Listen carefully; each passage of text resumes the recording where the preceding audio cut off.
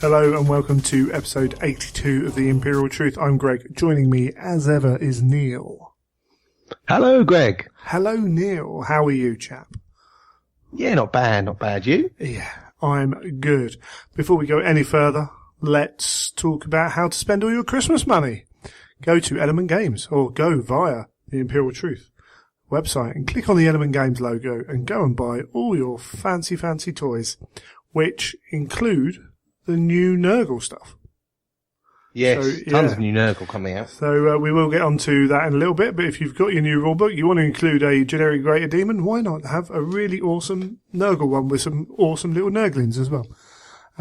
Yeah, I think there's a lot of chat about those Nurglings. They are amazing. But yeah, you can go there. You always need glue for all your new models because people always buy you models, but they rarely buy you tools and glue to go with it. And to fill up all those paints you're missing after a load of hobby over the Christmas holidays. Yes, lots of hobby over Christmas. I take it you got lots done. Not yet. For the first time I actually had stuff to do. It's really dull. But there we go. And we did the winners of our three vouchers as well. One on Facebook, one on Twitter, and one via the email. For future reference, this is kind of common for podcasts, but if you're going to enter competitions, emailing's a really good way to go because not many people do it.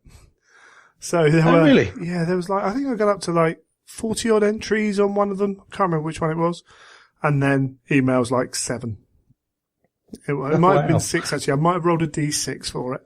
So yeah, it's always the way. You know, it's easier to tweet. It's easier to reply on Facebook. But if you write a very short email, you're going to be in with a better chance. So congrats to those guys. I shouted it out on Twitter and Facebook as well. And they've all got £10 to spend at Element, which is rather good.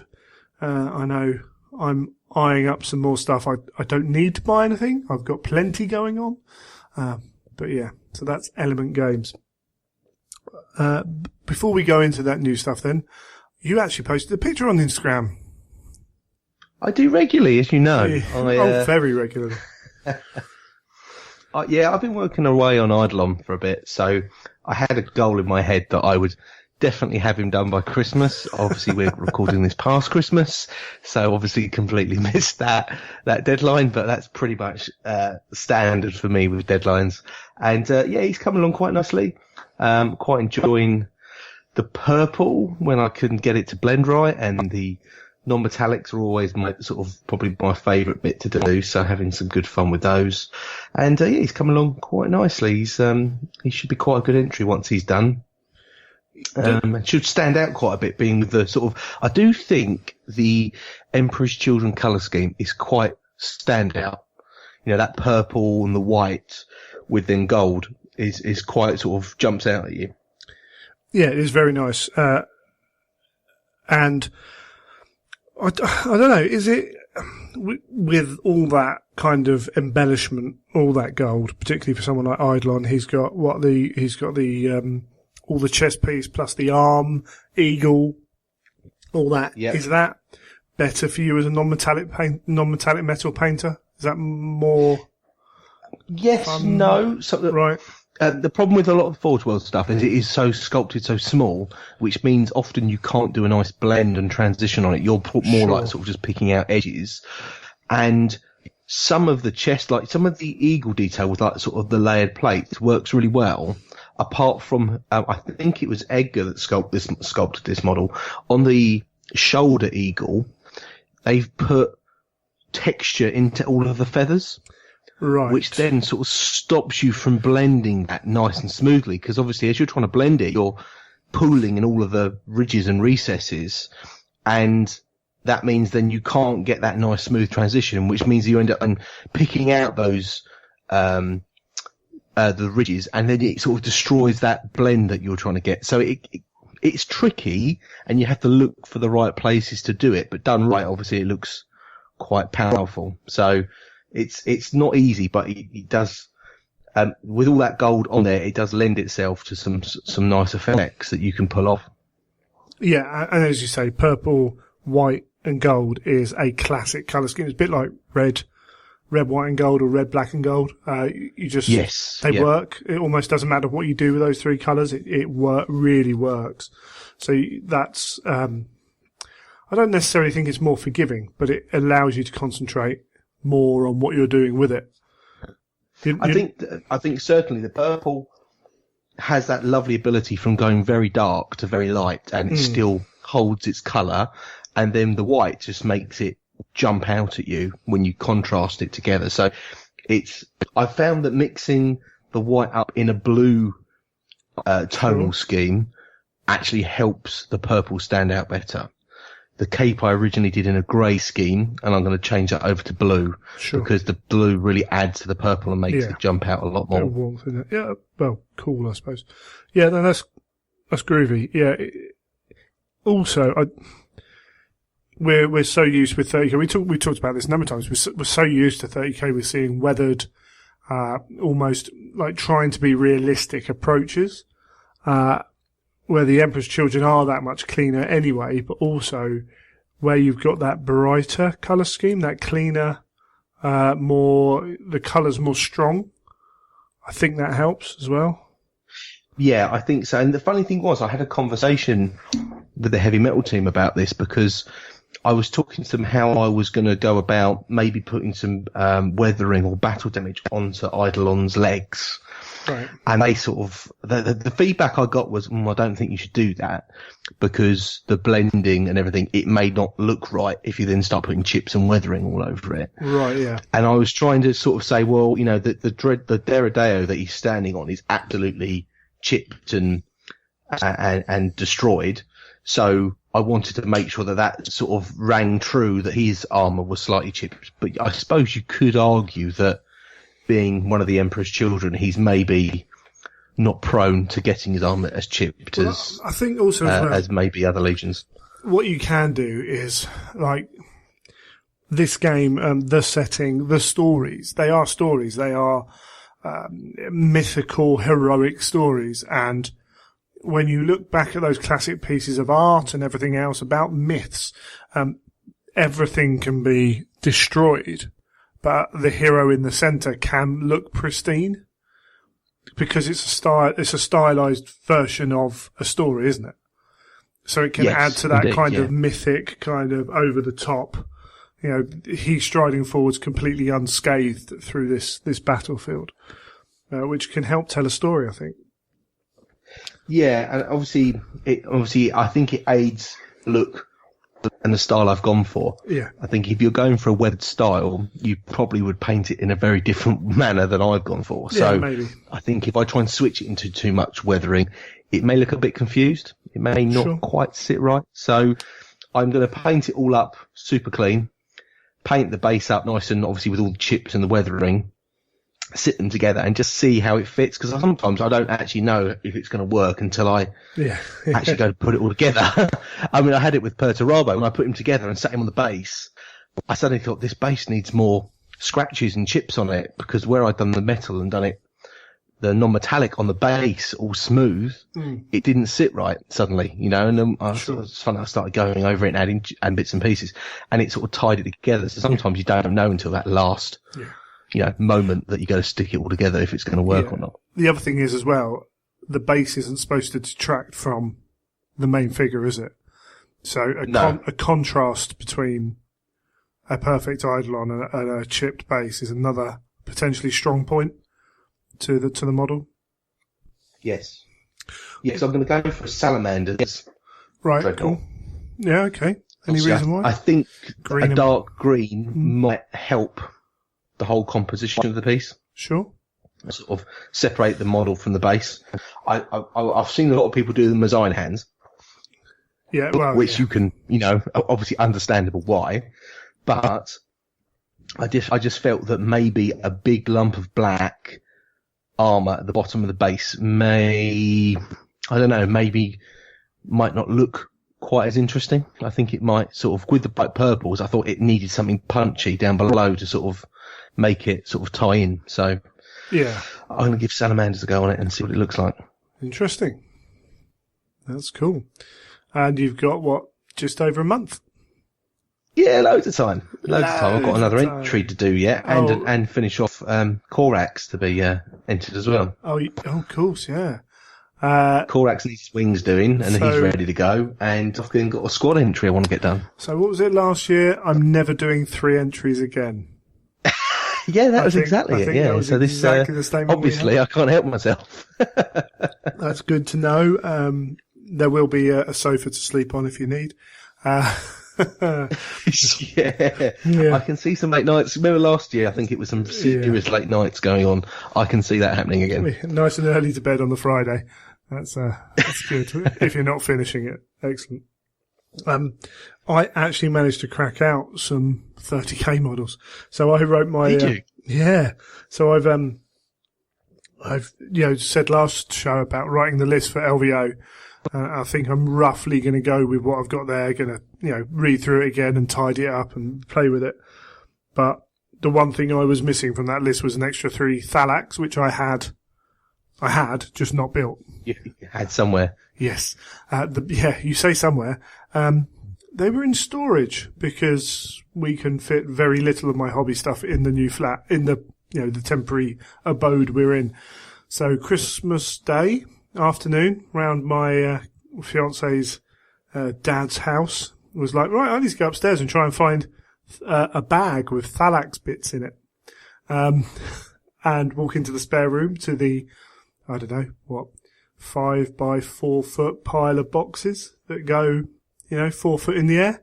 Wow, yeah, because let's face it, it's not an easy thing to find a little Forge-World bag with bits in. No. So first box, no, lift them off. Second, I think that's a Forge-World box. Yeah, it's got FW written on the top. Thankfully, right at the top of the second box. I was like, oh, thank heavens for that. Otherwise, it was going to be put in a very quick order. So, yep, I've got them made. They will be sprayed up, and I'll start to paint them tomorrow. And also working on. So luckily you didn't get distracted by. I find when you look through old storage stuff, you start finding things. Oh yeah, I remember I had this. And so Vegas is 26th. I'm leaving on the 22nd of January. So basically 3 weeks, 3 and a little bit weeks to get this done. I've also got a Knight Errant to make as well, which I've ordered the parts from. I'll do a quick shout out to Egghead Miniatures because we're not sponsored by them, but went and looked around for how to do a jump pack Knight Errant, and I was trying to work out how to do it in a style that I would like, and ended up kind of going, right, well let's just make one from bits, as you do. And so the Dark Fury body, legs and body, with actually Rubio's arms are really good. And his right arm has the shoulder pad with the Inquisitorial eye on it, or the Sigillite's eye, should I say? And has the bolter attached as well. And then the hand's separate. So I can change that hand for a force axe. The left hand's fine. It's pointing. That's great. I use the Dark Fury jetpack. I'm just waiting on, because I went on to, the Heresy Trading as well on Facebook, trying to decide whether to use the Dark Fury kind of the wing attachments for the jetpack or, some Blood Angel. It's like a big. They've got the 2 wings coming off the single jetpack, haven't they? The Dark Furies. They've got the single turbine that comes over the top.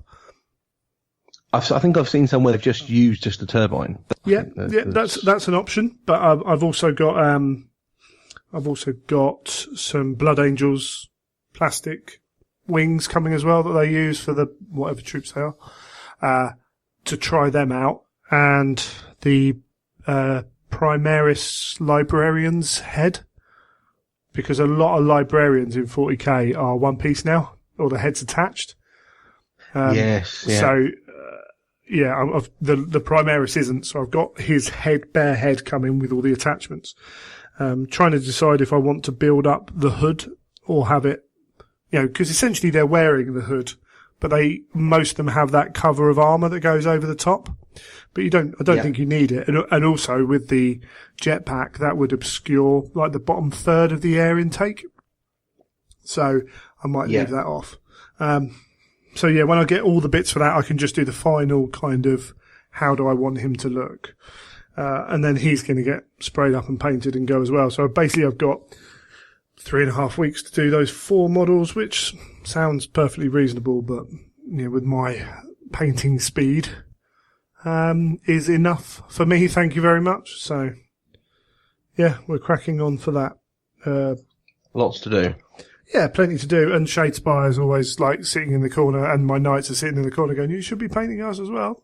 So, yeah, get some sessions in. And I've got, the other problem is once you start setting one target, all of a sudden some other targets come along. I've got a load of Age of Sigmar stuff that I've decided I want to take to an event in May. And it's like, well, I need to get cracking on that.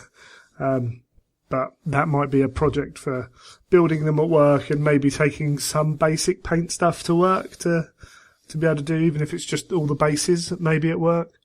But we shall see. Is there? I always sometimes think there's a level of a basic, like I like to call it, like dog work to do when you're painting, like blocking out base colours or washing models with a set colour. Is there any of that you can do at work where it's quite simple? You don't need too much, light or precision to do. Yeah, I think all my Age of Sigmar bases I can do that way. And then I'll leave the painting of the Forge World stuff for home time, which will be fine once we're, even now we're recording this on the 28th and life's just starting to return to normal, I'm like, we've got no commitments really, apart from the odd, okay, we're going out, New Year's Eve, but then that's just a night out effectively. So it's like there's nothing abnormal going on. There's time to do stuff. So back into normal stuff, I can get going and start up painting regularly again, and I should get them done fine. With the Age of Sigmar stuff, then take to work and just do. Initially, I'm just going to do all the bases at work because, again, you have to paint between the lines, but there's no major detail on them. So that's fine. And then we'll see how we go with actually painting models. I might try it, but who knows? I've always thought about a job that you could do where you could get all your painting kit out and just sort of sit there quite happily for 8 hours without, I've always thought a night security guard would be a perfect job some to get people lots of have painting done it, done. I mean, the problem is at work, where I work, we do have stuff to do, and there are other options for stuff. So there's still all those. I've got books to read and make notes on as well. And you've got to be able to do all that stuff. And when we do have to do something, I can't just drop it. I mean, there is work we do at work. I have had the luxury of having some ability to paint or to do bits and pieces while I'm not engaged specifically in something. But when someone comes down and goes, right, we need to do this, it's like, cool, let's get on with that. And it's like putting the stuff down. If you're in the middle of something awkward, it can be frustrating to then have to just drop it and go. But we'll see. We shall see. There'll always be more hobby, won't there? There'll always be something to do, so that's not a major issue. Brilliant. Right. Should we talk about what's been going on in the Heresy over the last couple of weeks? Yes, let's. Right, we're going to, such enthusiasm, we're going to leave the Black Library stuff because we're going to have Michael on and we're going to chat through the Advent, that's the word, the Advent stuff, the shorts, the audios, and we're probably going to do that in a spoilerific manner as well. But we had, what releases do we have? We had some book bundles. I can't remember if they were out before last time or not, but there's some significant savings on the black books if you want to buy them. I think they did, but I think now they're bundling in the rulebook, aren't they, with other stuff as well? Yeah, so there's plenty to go on there. But yeah, the big one was the rulebook. So finally it's out. Very lucky to have, one sent to us by, sent to me from Games Workshop for writing the article and bits and pieces. 200 pages, a fairly weighty tome. Yes, it's only in red and whatever. It's been talked about online. There are some issues with it. There always will be. They're never going to catch anything. There will be errors. I don't really want to get too much into that aspect of it. Whether some things are errors, like graviton guns have been changed, graviton imploders have been changed. So those are the ones that work in the 40k style. They've had that to wound. They've basically been made to work like 30k grav guns. But is that an error? We don't know at the end of the day, because it's missing some of the other wasn't parts. that the case that they said that the old graviton, or the 40k graviton gun couldn't be used in 30k? Was that not the case? I haven't heard anything about that, unless I've just missed that. I just seem to remember that, when they, it was a very early FAQ when the 7th edition rulebook came out, and obviously you could get combi graviton guns. That right. It's sort of. I remember that they then had to FAQ it saying no, you can't have that. Right, version of the combi weapon. The difference is these are graviton. Yeah, okay, and that's a specific question in relation to combi grav weapons. The graviton imploder had its own rules profile, which worked in the Mechanicum book, which worked the way that 40k grav works. It's a different gun, and it just appears to be missing certain rules. And there's two arguments about which way to play it and whatever. And you know what? Kind of agree. It possibly is just an error. They missed. They forgot that they're different weapons or what have you. People are going to have to make judgments on that. I personally think, for the basis of what they are, it's probably supposed to be the way it used to be. But hey ho. Most of the stuff in this book is, most of the changes we know about. They're what Andy talks about on Warhammer TV. The psychic powers, invisibility going, all that jazz. There are some other little bits and pieces. It may need just some clarification on a few bits. Haven't actually had much of a chance to go through it properly yet. But you have got, the 7th edition rulebook, is in here with, with new diagrams representing, 30k, and some, all done in the 30k style as well. So you've got, the classic, red boxes for the information. And all that jazz, and you've got Heresy vehicles in the pictures, in the photos and the diagrams, which is really cool. We've got all the fortifications are here, the bastions and Aegis defense line, vengeance weapon batteries. Those are in here. So if you are wanting to use those, you can go right ahead. And then the whole preparing for battle section, organization, force org charts, all the command traits in here, the allies matrix, the 6 base missions are in here, and the lists of special rules as well. And just having a little flick through, your full summaries at the back as well, including all the demon summoning. It seems to be what it needs to be. The interesting aspects for me are, and you may well have seen these online, I'm pretty sure some of you have. First off is, there's a lovely, in memoriam to Alan Bligh at the front, which, is kind of expecting them to do it, but it's nice that it's there. The little, all these books have those little passages at the start, just explaining what's going on. We actually, a little bit of spoilage for the audio that came out, First Lord of the Imperium. We know who AK is now.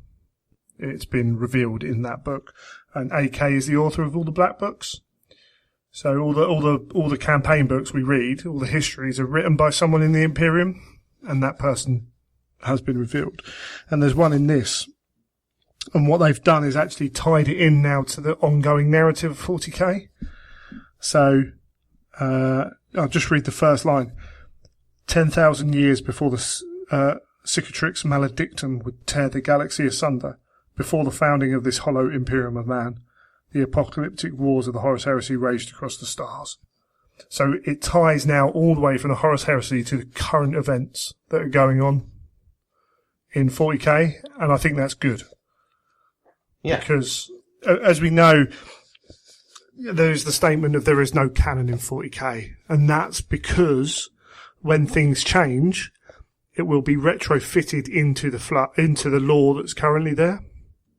And that's not to say it wasn't there before, but it's now known about, which is nice. Really nice. And then there was one more section right at the start of the core rules. It goes through how to roll dice and all this. And it's called The Spirit of the Game. It basically says the Horus Heresy Age of Darkness is somewhat different to every other game you've played.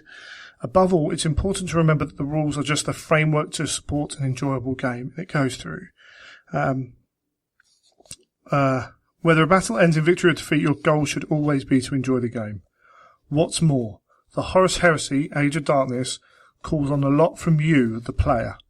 Your responsibility isn't just to follow the rules, it's to add your own ideas, drama and creativity to the game. Much of the appeal of this game lies in the freedom and open-endedness this allows. It is in this spirit that the rules have been written. And I like that. I think that is the most important. I've seen people taking photos of the book, putting them online, quoting aspects of the book, and I haven't seen that yet. And to me, whenever I see an argument about a rule or a discussion or what have you, I think you should go back to that and work out what's best for the game. And that'll be different in different groups. Some people really hate the way that, I don't know, Strength D works or what have you. Well, in your group, if you want to change it and that's better for your group, then do it. Yes. If you're having if you're having a discussion about, say, graviton imploders, yeah? So they may have completely changed. And you may have two people who disagree about whether they've changed or not. Well, if no one's ever going to take them because they don't think they're any good, and you've got 4 Mechanicum players that you know, and now no one takes them, well, is that good for the game? Probably not.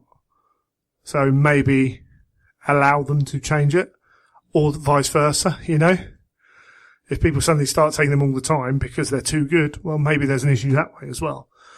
And the game will survive better, will play better, you'll get more enjoyment out of it if you follow that mantra, that spirit of the game.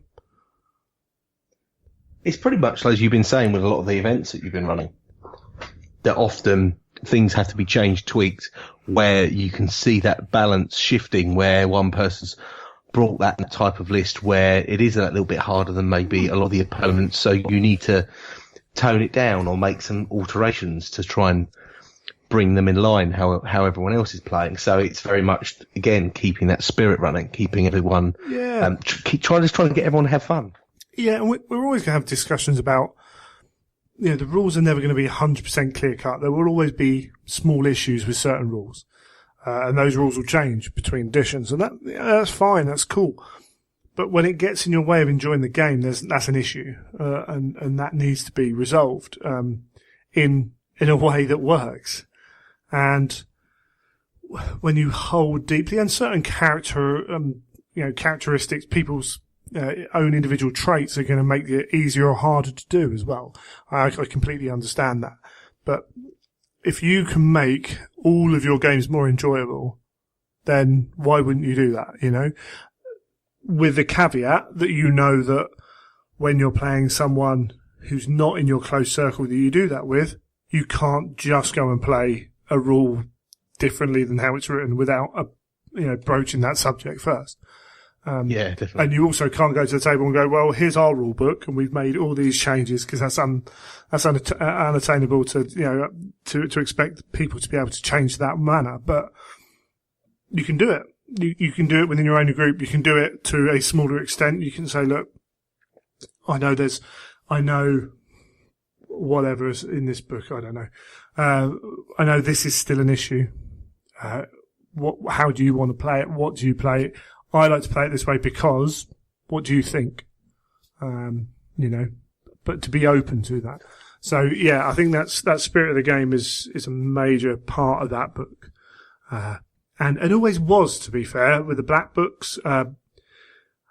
Alan, I remember saying something about, I think it was competitive Heresy, and Laurie, or I think it was Laurie, turned around and said, well, Alan said something about that to him once and was like, if you're playing this game competitively, then, or if you expect it to be completely balanced, then, it's not that game, to completely butcher and paraphrase what he said.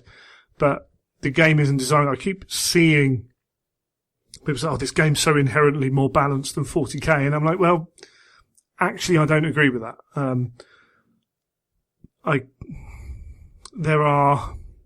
It's restricted more than 40k. But actually, when you look at the toys on the table, you look at the legions that tend to do better, you look at the units they bring, inherent internal balance of the army list is completely off, because even now even with the points changes that came, you still don't see a lot of units that you didn't see back then, if you want to, there are obvious options that are better than other options. You only have to look at Leviathan Dreads, and Dreadnought drop pods and Custodes and whatever. It's not designed to be a competitive game where everything has equal footing. I believe that some things have gone beyond, if they could, they would tighten certain things up still, but they're not aiming for a completely even footing game. It's a story. That's not their primary goal. That means they don't address that every time that something gets a little bit harder, which then can cause an imbalance, but it's how people play with it that sort of keeps the balance. Yeah. You can see the way Games Workshop approach something they want to be played at tournaments with 40k and Age of Sigmar. You can have your opinion on how they do that, how good they are at doing that, but the fact is they are approaching it in a way that is obviously meant to try and keep it competitive in terms of making sure that a competitive scene can carry on without huge amounts of house rules. That won't happen with Heresy. Heresy is this storytelling narrative game, and will be. But yeah, it's cool. I kind of wanted to mention that. I need to sit and go through the book again just to. Which segment's that in? Is that in the front of the book? Yeah, I'll tell you what. Let me find the page, because it is just thrown in there. And I read it on the first reading through. I noticed it, and then I struggled to find it the second time, just because it's easy to go past it. It's on page 21, and that is basically in the middle of the base rules, the general principles, as they're called. So measuring distances and all that. And it's just thrown in there. Okay. And it's just this little box at the top of the page. But for me, that's the kind of the heart and soul of the game. Yeah. And Games Workshop have always had the most important rule in their rule books for years now. They've had the most important rule, basically, is to have fun. And we always used to take the mickey out of each other when we were playing Dan and us at Pete's house with, you're cheating. Why is that? Because you're forgetting the most important rule. So, that's always been there. And they've said right from the start, this is your game. They've always done that with 40k and everything else. Rob on Warhammer TV it's our world, your game. Do with it what you want. And Heresy should encompass that now, with the way GW have gone, should encompass that more than all their other mainstream games. And hopefully it will. People want to know how to play the game, so that I completely understand that. This is not me having a dig at people who would like clarity on rules and that kind of thing. But even if the rules are completely clear, you're still going to have people disagree about what they think they should be. Oh yeah. I don't think that's too hard. That's too, and you get two people and they're like, that should be 100 points more. No, it should be 100 points less. What can you do about that kind of thing? But if you're bearing in mind that, then you're not going to go far wrong. You're going to have a good experience. How much was that book? 40 quid? Yeah, 40, I think 40. I know the ebook's out as well. I'm tempted to buy the ebook actually, just to have that on me on my iPad. It's got a lot in there, as I say. It's a weighty tome, and And we need it at the end of the day. If we want to get new people into the game, we need it. It's got the rules for the demons in the back and all that. Only generic demons, and that's cool. But it's all, pretty much everything's there for you to be able to play. That's good. It's finally out. Got through those issues. There was, some consternation when it sold out in 15 minutes online. Oh, did it really? Yeah, I think the website has a kind of basically anti-crash feature. I read somewhere. I could be wrong, but they got it sorted and sold more, which is good. But it's good that they've sold it. I wouldn't be. I think we're still in this weird place. Events are selling well from what I've seen around the world. They're doing okay. This rulebook's sold well, but I'm not going to say that, Heresy is absolutely thriving because it stayed 7th. I don't think we've got the actual we haven't got the data to back that up really. Just because events are selling well doesn't mean necessarily that it's thriving. A lot of people I know have been playing Heresy for a while who've never been to events. So getting them going to events is going well. Whether that means we're getting huge more numbers, but all we can do as a community is to keep putting things on, keep encouraging, keep putting, good models on tables, painted armies and playing in a way. And if we could maybe communicate a little bit better with each other online, that would help as well. It's always going to be an issue online, but the more encouraging we seem as a community, the more we seem to embody that kind of aspect of the hobby, then the more this game is going to intrigue people, because they have to make more effort now than they did before. Yeah. But that's cool.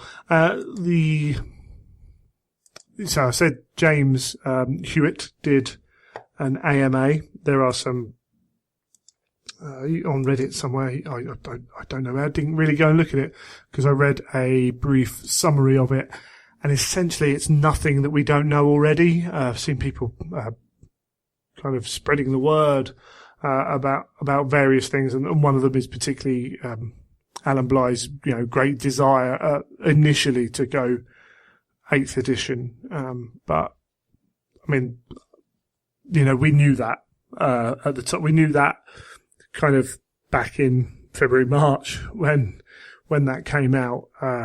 I think we knew that when you asked him directly in one of the Heresy weekenders. Didn't want to quite go that far, but yeah, it seems strange sometimes. There was a lot of people who were very involved on various forums and listen to podcasts and do all that kind of jazz who seemed taken aback by that. But life happens, and life happened in the worst way. But the team at Forge World, they were on Warhammer TV for their Christmas party they did. Specialist games have grown. Lord of the Rings team's grown. The Forge World team were on there. There was a lot of people that weren't on that couch that worked for Forge World. Mr. Rudgy unfortunately decided to avoid coming on the camera. They're looking for more and more sculptors still and things like that as well. Forge World are in a healthy position moving forwards, and hopefully we're going to go from strength to strength in 2018. We know that Dawn's coming. There was, did you see all the fuss about the 2 new Primarchs for 40k coming? No, I didn't. No, actually. So someone asked Tony on live on that thing. It was a question for Tony. Are we going to see any more Primarchs for 40k? And Tony obviously didn't really hear 40k and said, we got 2 Primarchs coming this year. Neither of which you haven't seen them before, I believe was his terminology. Don't quote me on that. So something along those lines. Ones we haven't seen before. And people were like, "Oh, he's answered a 40k question." It was like, well, Forge Road wouldn't make a Games Workshop wouldn't make a 40k Primarch, really, would they? No. There'd be plastic. You only have to look at Magnus. Right? If they can do that models that big in plastic, they're not going to let Forge World. They're not going to need Forge World to do it in resin. And we know Dawn's done. So Dawn and appears to be probably Alfarius coming this year would be really good, especially if they do have a linked base for doing that diorama. So that's cool to see, and we know the Wolf stuff is pretty much ready to go. So hopefully, we're going to get some Wolf stuff. Maybe they wait till Forge World week, the Heresy and Necromunda Weekender to really push it. But if we can get that Wolf stuff coming out over maybe the next 4 months, then I don't know how much they've got to come. We've got the Varigir Terminators, we've got the Grey Slayers. Do we know what else they've actually done? What for the Space Wolves? For Wolves, we don't have a grand kind of idea of what they've done, do we? Hopefully some characters and whatever, but Thousand Sun's got a fair amount. Obviously, the Wolves don't have the Dreadnoughts and things, but they have fairly unique units. So hopefully we get a few months of that, and then catching up with some of the older models that we're waiting on, that we know that should be kind of being updated. Could be quite a good start to the year. Yeah, definitely. Fingers crossed. Anything else news-wise? Newsworthy? I don't think there's a lot going on. It's been quite quiet. I wouldn't say particularly newsworthy, but I always like to keep an eye on the Games Workshop shares, and today they hit an all-time high again. Today? Yeah, so they've gone up and up. They went up another 3% today and hit an all-time high. So yeah, I think everything's looking quite good. If you want a real laugh, you want to go on some of the GW Facebook pages when they post stuff, and people say it's all a cover up for Age of Sigmar failing and for 8th editioning Ruin the Game. It's brilliant. It's like flat earth arguments really, but it's like it's like imagine what it would be like if you didn't release the abomination that is Age of Sigmar or whatever, and it's like okay mate. It's quite entertaining, but it's great to see them doing so well. I can see an expansion coming up sooner rather than later up there, to be honest, because they must be struggling for space. They're releasing lines coming out of everywhere. We got these Nurgle demons we mentioned coming out, so if you are looking at using those some demons in your games, whether it's the old Demon Codex, which is perfectly viable, or using the new generic demons, the new plastic Great Unclean one that they showed off Christmas Day is phenomenal. The special character version particularly. There are some other bits and pieces. Some of them are very fantasy based, but there are other bits you can use. I mean, I'm not a massive Nurgle fan in terms of the overall aesthetic, but they're so well done. And I don't know if it's the same for you, but have GW got, especially the miniature design department, got a bit of a Nurgle addiction at the moment?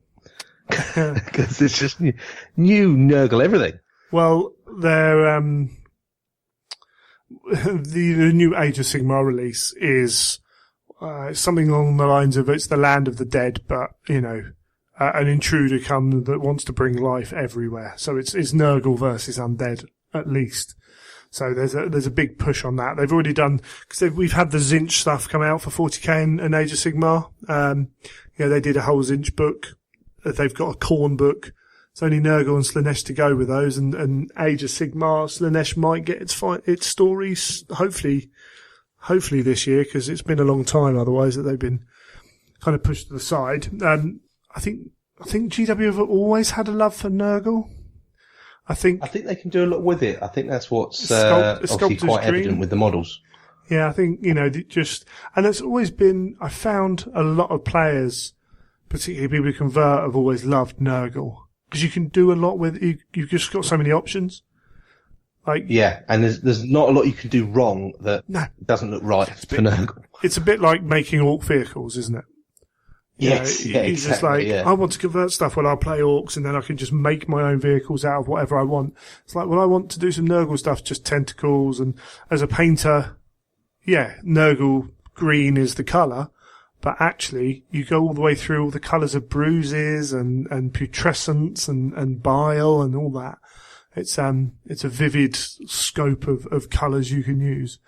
But that Great Unclean one it's about as big as the 412 Great Unclean one, the special character.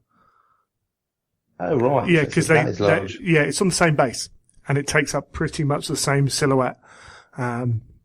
It's fantastic. Wow. And you get a whole bunch of new sassy Nurglings with it as well, including musical Nurgling, throwing his arms back and singing out to his heart's content. They are absolutely knocking it out of the park. I could potentially see some 30k demon armies coming soon as well, particularly because at some point we must get to the fall of the Death Guard novel. We're approaching Terror. One of the short stories in that Black Library calendar, actually, during that story, the Chaos Forces kind of arrive in system. It's very much setting up the final battles. So, and the Death Guard fall before that point. So, you never know. Loads of cool stuff. Loads and loads of cool stuff. I think it's going to be quite exciting 2018 to really see where Heresy can go, because I think it's going to just be at the start of its new lease of life, unless we can just wait and see what happens with it all. Yeah, potentially. I think we'll get more than we got this year because of obvious reasons. Just the fact that the team had to be is having to be rebuilt because of Forge World expansion, and then 40k being such a time sink. And I'm sure there's going to be loads of 40k stuff still from Forge World, so I don't think that's going to stop. Originally they said the next book's going to be out at the end of 2018. I would put money on it being start of 2019, just because that's the way Forge World have been in the past. They've missed almost every deadline by a month or two, and that's fine. They want to try and achieve that deadline, but it's a bit like my painting deadlines, to be honest. Yeah, absolutely. But I think we'll get a good, solid set of releases. I really think we do. And I think, if this year they can catch up with a lot of the units that were missing from like book 3 and if Dawn and Alfarius come out, and then say things like Learning Terminators or Iron Havocs, those kind of things, I think we're going to have everything from Inferno, because the Thousand Suns are all out. The Space Wolves are probably all lined up. Then it's more filling in again, because, there's some Mechanicum things and stuff like that, and I'm sure we'll get some bits and some drops just put in as well, like we did with the variations on the Scaran. But if we can get that all done and make headway into previous books, and by the time we get to Angelus, maybe start of 2019, if we can be pretty much up to date, it's not really a bad place to be to push on, is it? No, definitely. And the only problem is how much of it's new, how much of it's exciting and new. But if we have to sacrifice a little bit this year in that respect, but get constant good supply models, then I'm not majorly disappointed with that. But we'll have to see. And I think the key is just to enjoy it for what it is. It's very easy to always be like wanting something new or missing that something. Why isn't this there yet? But they're restrained by what they are, by the manner they work in, by the product they deliver, the Heresy itself. It's not mainstream. For however much we think about it, for however cool and the size of the hobby we think there is, 40k and Age of Sigmar blow it out of the water. And so they will always take that on. They will always be the major player to be played first. And we've got GW coming to events again this year. That's going to continue. Vegas. We've got Adepticon. We've got London Heresy. We've got Blood and Glory. We've got, that's just in the UK, and that's just 2 big UK and American events. There's shed loads of other ones. They're going to be at Games Expo. We've got computer games coming out. Betrayal at Calth, the computer games coming out. We've got loads of stuff. We've got licensed products with board games and things like that as well. There's so much going on that kind of got not forget how much we have got going on, how much there is to dig into. We got Black Library doing all their stuff, and that's super exciting at the moment as well. So yeah, just go out and enjoy it. I think that's the thing to remember. But yes, yeah. It's just like let it wash over you. Yeah, absolutely. Awesome. All right, that was super long. We'll take a break and we'll come back after the music.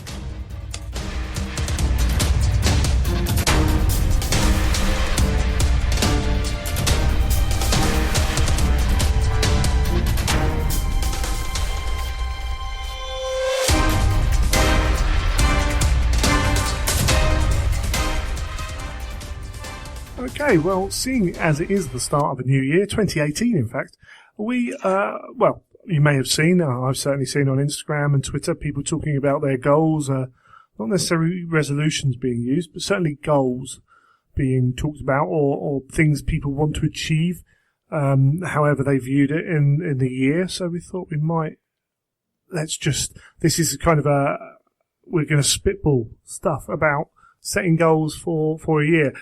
I suppose a good place to start is what I've tried to do for 2017, which was the 365-hour challenge. We're recording this before the end of the year. However, spoilers, I'm not going to achieve it. How many hours did you miss out by? Well, I say we haven't finished yet, so I don't know. I put a couple of hours in today, and probably an hour yesterday. So I'm probably on about 312, couple of days to go.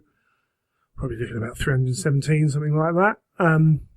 Not bad then. I mean, pretty good achievement all in all. Yeah, I mean, as I say, I'm lucky. I've got no kids. I can do bits at work, things like that. So there is certainly that.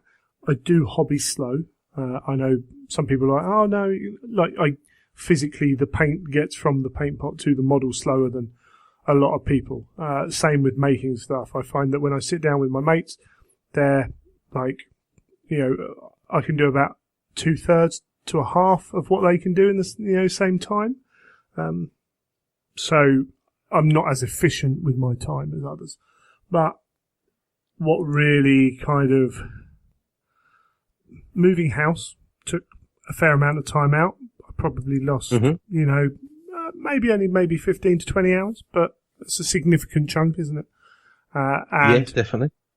And just kind of managing around, I don't think there were certain times where I could have used my time better. I got procrastinated, got online, followed a thread through something where I shouldn't have bothered and all that. And actually, maybe didn't keep an eye on it as early on as I wanted to. I could have been aware of where I was in relation to the target over the year. Would you have tried to put more hours in if you knew you were falling? I mean, it's a hard thing to say because I always think, you don't choose not to do hobby sometimes. You just do as much as you can do. But would you have got more done if you'd seen it slipping? I think there are times when you know that you could be spending that, you have options for that period of time. And you're like, oh no, I won't hobby, I'll do this instead. I'll play a bit of computer, I'll watch TV. And that's cool. And sometimes that's the thing to do. But there are times where I probably would have said, actually, you know what? I'll get on with a bit more hobby. Or potentially there were times, there were a few, basically there were times like that. When I'm like, I've got this free time now, what can I do with it? Okay, I can do this, where actually I could have done that at another time when I couldn't have been hobbying, period. So there's a bit of little things like that. At the end of the day, life is going to happen. So 2018, I'm going to do the same challenge. I'm going to do the same 365 challenge. It's not a leap year, so that's good. So I'm looking at, knowing what happened last year. And the other thing is as well, I think one thing is really important with this. This 365 goal I set myself, I look at, say I finish on 316, right? That's not a failure because it's not an absolute target. right? And that's the key. I know my hope is to do that much work, but actually, if I don't do it, what I have done is 316 hours of hobby this year. And that's good. So immediately recognising that I won't have failed in anything. It's not like, when you're trying to get an army done for an event and you end up taking it and you're like, don't look at these models too closely. Oh, and those are a bit, you feel like you failed because you're like just getting away with it. I don't have that with this goal. So that's cool. And so looking at 2018, my first thought is, right, 3 weeks in, I fly to Vegas for a week. So that's the flight out, the 7 days I've got out there or whatever. Probably the day after I'm not going to be hobbying. 3 days after that, I go to the Heresy Weekender. So by the end of February... That counts as hobby, though, surely. That's 3 solid days of hobby. Well, again, you can decide what you can. For me, hobbying is building and painting. Modelling, building, painting, that aspect I'm not including, because there are other, you can whatever goal you want to set, you set what works into that goal. So for me, it's hobby because, I play regularly on Thursday night. That's fine. I don't need to, I do want to play more games, but I do play games, so that's fine. So by the start of February the 6th or whatever it is, I'm going to have lost 10 days in the first 40 days. So I have to be kind of like, okay, so I'm going to have things like that. I'm going to get married this year. There are going to be times when we have to do wedding stuff. That's cool. Okay. And you are going to go away at times. You're going to have a holiday. So what I think what might be good is, particularly in the winter months where I'm maybe not going outside quite as much, is try and build up earlier than I did last year. Yeah, so we're trying to get a little bit ahead, know where you're not going to be able to get any hobby done, and just try and factor that into your schedule, sort of thing. Just looking at it as a if possible. Piece. But again, keeping it realistic, if I have to do stuff in January that takes me away from it, I have to do stuff. So you're not beating yourself up, but as I say, maybe a couple of those times when I'm sitting there thinking, I don't really feel like hobbying tonight. I'll watch this old shows on TV, I'll sit and watch it. Whereas if an old show, if I've seen it many times before, I can sit and hobby and watch it. And maybe... Yes, yeah. And the other thing as well is I started to learn through the year, but it doesn't have to be, like, it's hobby for me, so it's building, painting, modelling. Right, it doesn't have to be painting. If I've got multiple things to do, I can go, you know what? Actually, I just need to build these bases. Cool. Let's just crack on and do some of them. Because it's a bit mind-numbing, but actually allows me to be aware of more of what I'm watching. Whereas if I'm painting, maybe I'm less aware of what I'm watching. So, mix it up and those kind of things.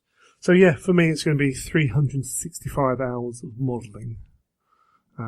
And specifically wanting to get more 30k on my hobby and modelling table. Have you thought of anything that you wanted to do for this year? Well, as we've discussed previously, I've got a bit of a set out program that will be continuing into 2018. So as discussed before in other shows, I'm looking to do more paint classes, and I've got some of those already booked in for 2018. I'm going to the Cult of Paint at the end of January. Cool. I'm going to another one of the heavy metal masterclasses. Yeah. So I'll be going to that. And I want to try and squeeze in at least another one. So I'm looking for maybe another sort of like Richard Gray one, maybe. I'd really love to do a David Soper course. So I'm going to keep an eye out for one of those that comes up and try and get to one of those. So they're a bit of a sort of, progression in painting I want to try and push on. I've obviously got my painting goals that I want to achieve for 2018. So that's very much Golden Demon driven. So Heresy Weekender on its way, get my entries done for that. But after that, I do want to enter something into Classic. the the classic. Haven't decided on what yet. I've got a couple of ideas, but so we're I want to looking get at something to that. we're looking at the weekend of the 20th, I think, May, around there, 18th. Yes. Yeah, isn't it? So, But before that actually arrives, my goal after Weekender is to get the Night Lord's army painted and game ready. So that is going to be a bit of a switch. I'm going to use the cold paint stuff that I've learned. That will be the sort of catalyst after Weekender to get my Night Lords done and on the table. So I want to get, I've got all the models. I've got nearly all of it built. I want to get, I've got a couple of bits painted, but probably I might even end up changing that style slightly once I've done the Cult of Paint course. And I want to get those bad boys done. I want to get them ready so that it's a legal force, and I want to get some games in with them because, I've been working away on this Night Lord's army for a long time now, and I want to, enjoy it. I want to switch it up. I want to enjoy it, switch it up a bit. I always say it. I want to do a little bit less competition painting and focusing a bit more on the army painting and trying to achieve some different goals. Like we said before, try and see if I can win some best painted army awards at some events. Try and do something a little bit different, a little bit more challenging, because obviously painting one model to a high standard is achievable, but when you're saying you want to paint that whole army and it's all got to be to a good standard, it's got to be good enough that it stands out, that people want to vote for it and they really like it. Yeah. That's going to be another, I would say it's harder. It's a very different way. That's a lot harder than doing one model. I would say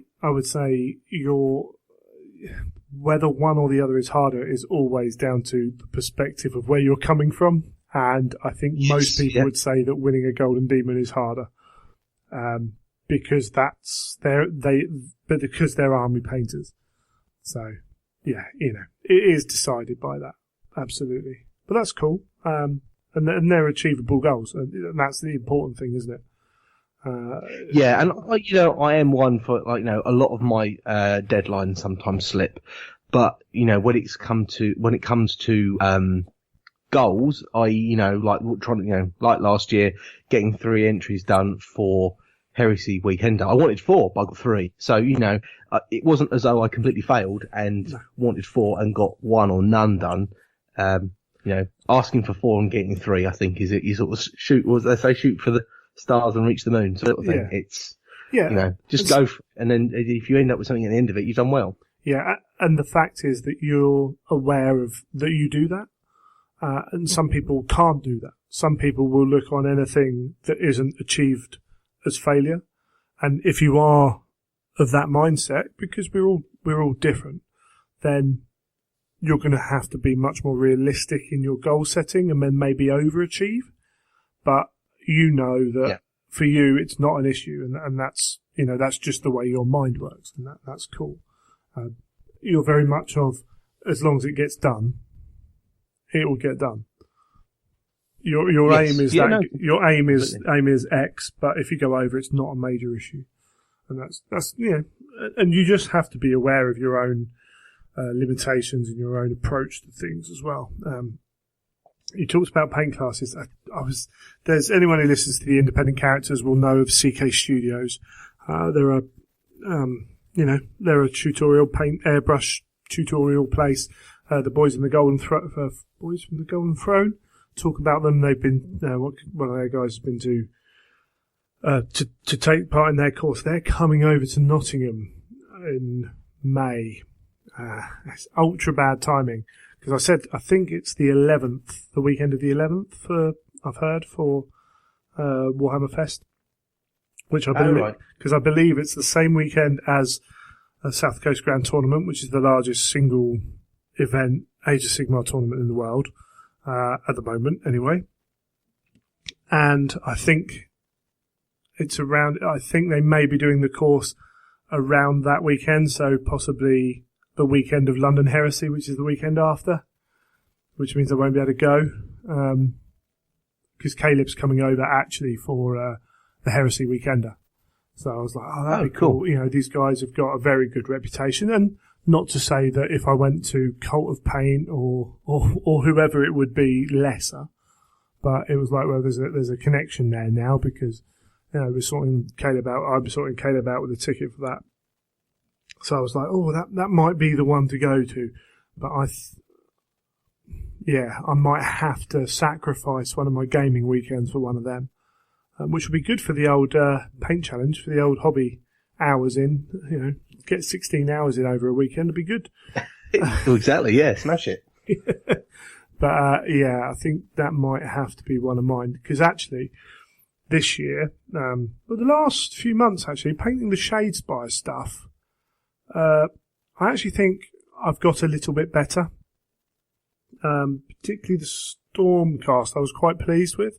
There are still certain issues with my painting, with the style, the way I approach it. I've gone back to I'm doing the Iron Jaws and I've noticed that actually, the highlighting that I did on them, the edge style highlighting isn't as good as it was on the previous models, but I think I did better on my Stormcast than I've done on anything else.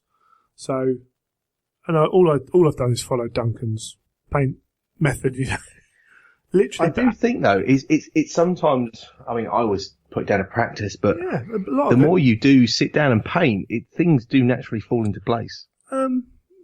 Within reason. I think talking with you a bit as well about your experiences at Heavy Metal and a couple of other places has helped as well, like controlling the paint, a thinner, more controlled brush strokes. Even if yes, you've got to practice those to make them better. But watching Duncan do it, he only does it for brief seconds, but actually you can pick up what he's doing there as well. It has helped a bit. And we'll see going forwards, trying to keep those, if I'm going to do edge highlighting and stuff, then trying to keep them as smooth and clean as possible.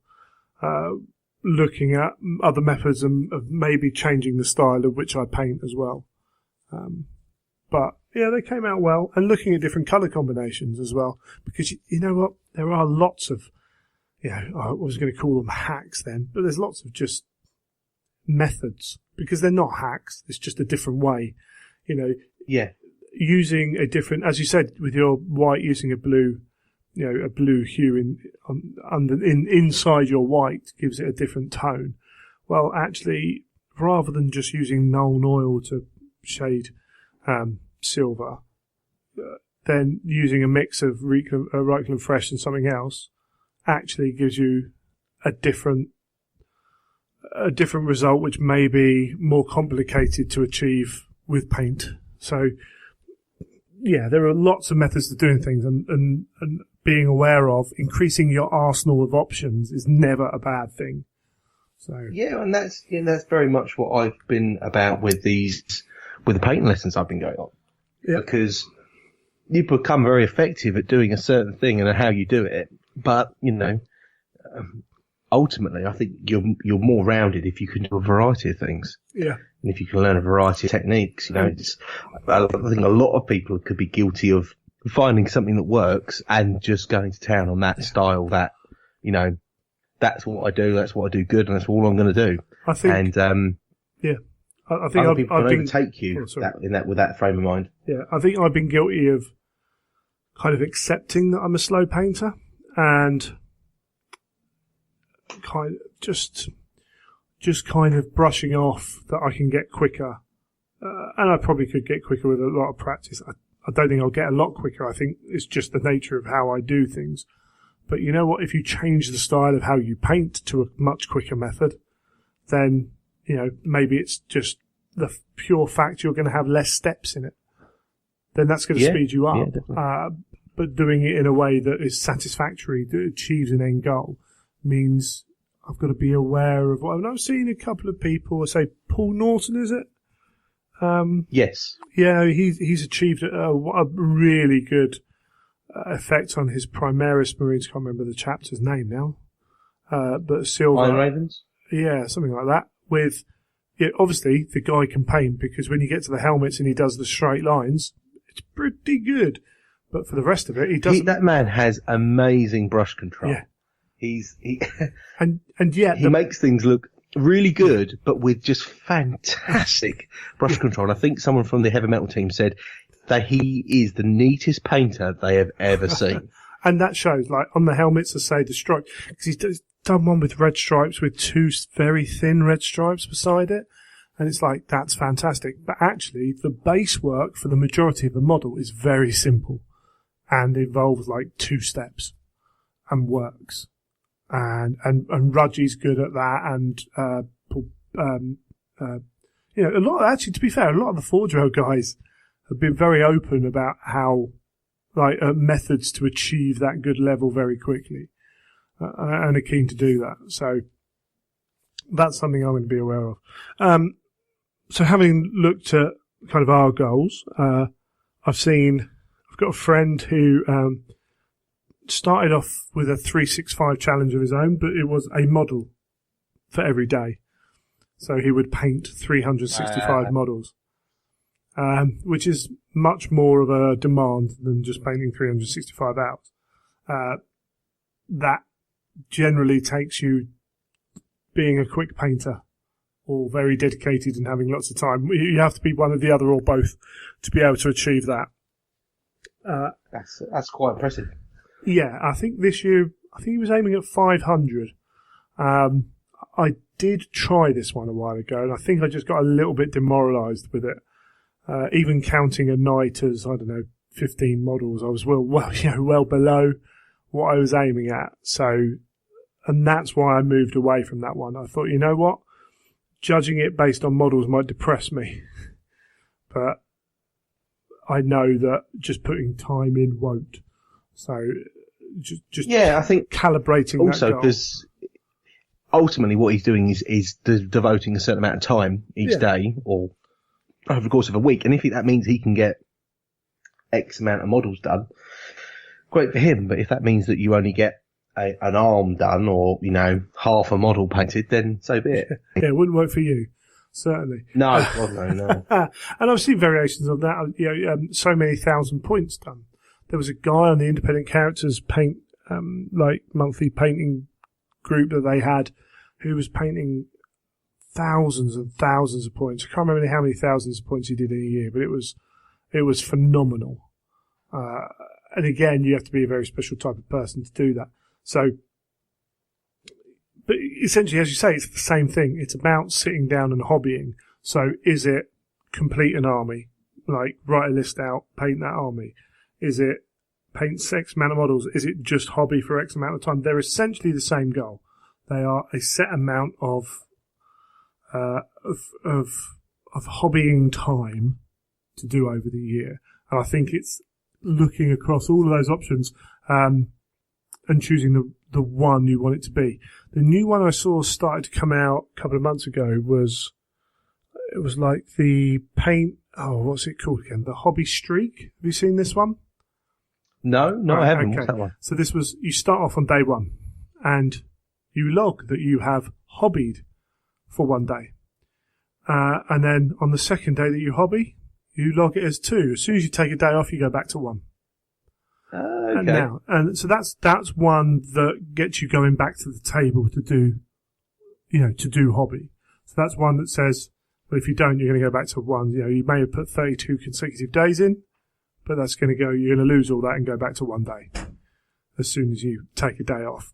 Now, I would find that there are days where I won't be able to do it because work, will get called out. Something will happen, family issue will come up. And that would demoralise me a little bit, and I would and then all of a sudden you don't keep log of it, or even keeping a log of it, might be an issue. For some people it works great. I'd be worried that I'd start fudging it. Yeah. 5 minutes out of the table. Well, that's me done for my day. Again, yeah, absolutely. But for some people that motivation, it's almost like the achievements in computer games, or particularly mobile app games. Those are kind of achievements don't really bother me that much.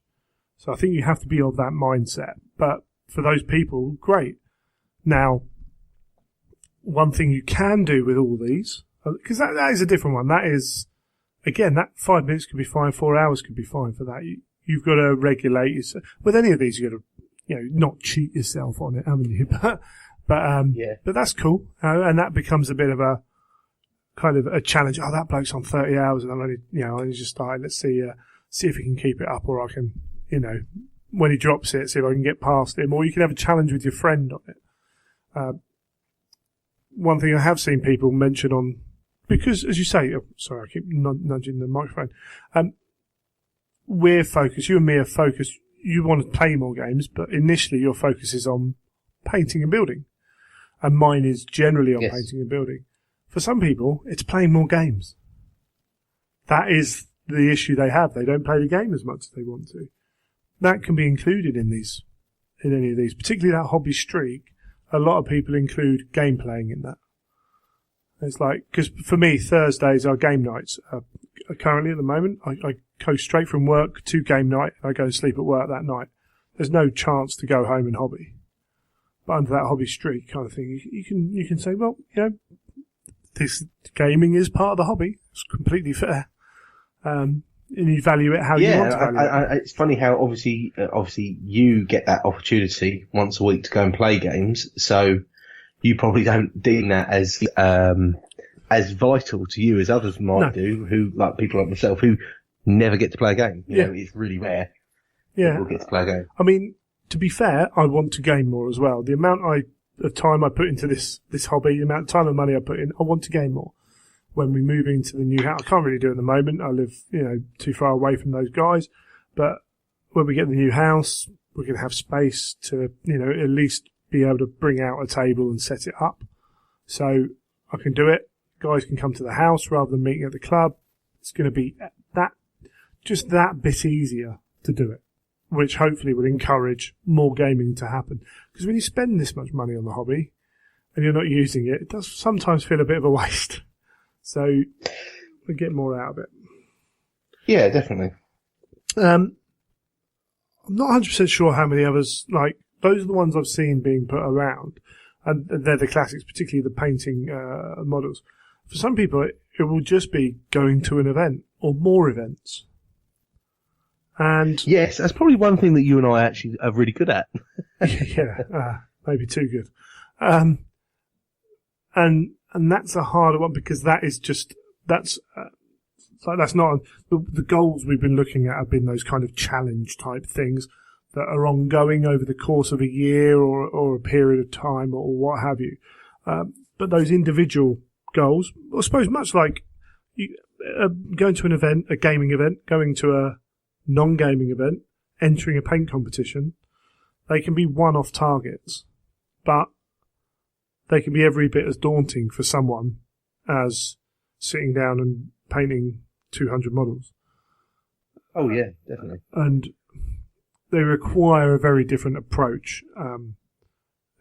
For some people, it's getting up the confidence to be able to do it. To enter a model in Golden Demon at the moment, there's no point me doing it. This is how my head thinks. There's no point me doing it. I'm not even going to get a finalist pin. So what's the point? But to get yourself around and kind of, enter, see how you do.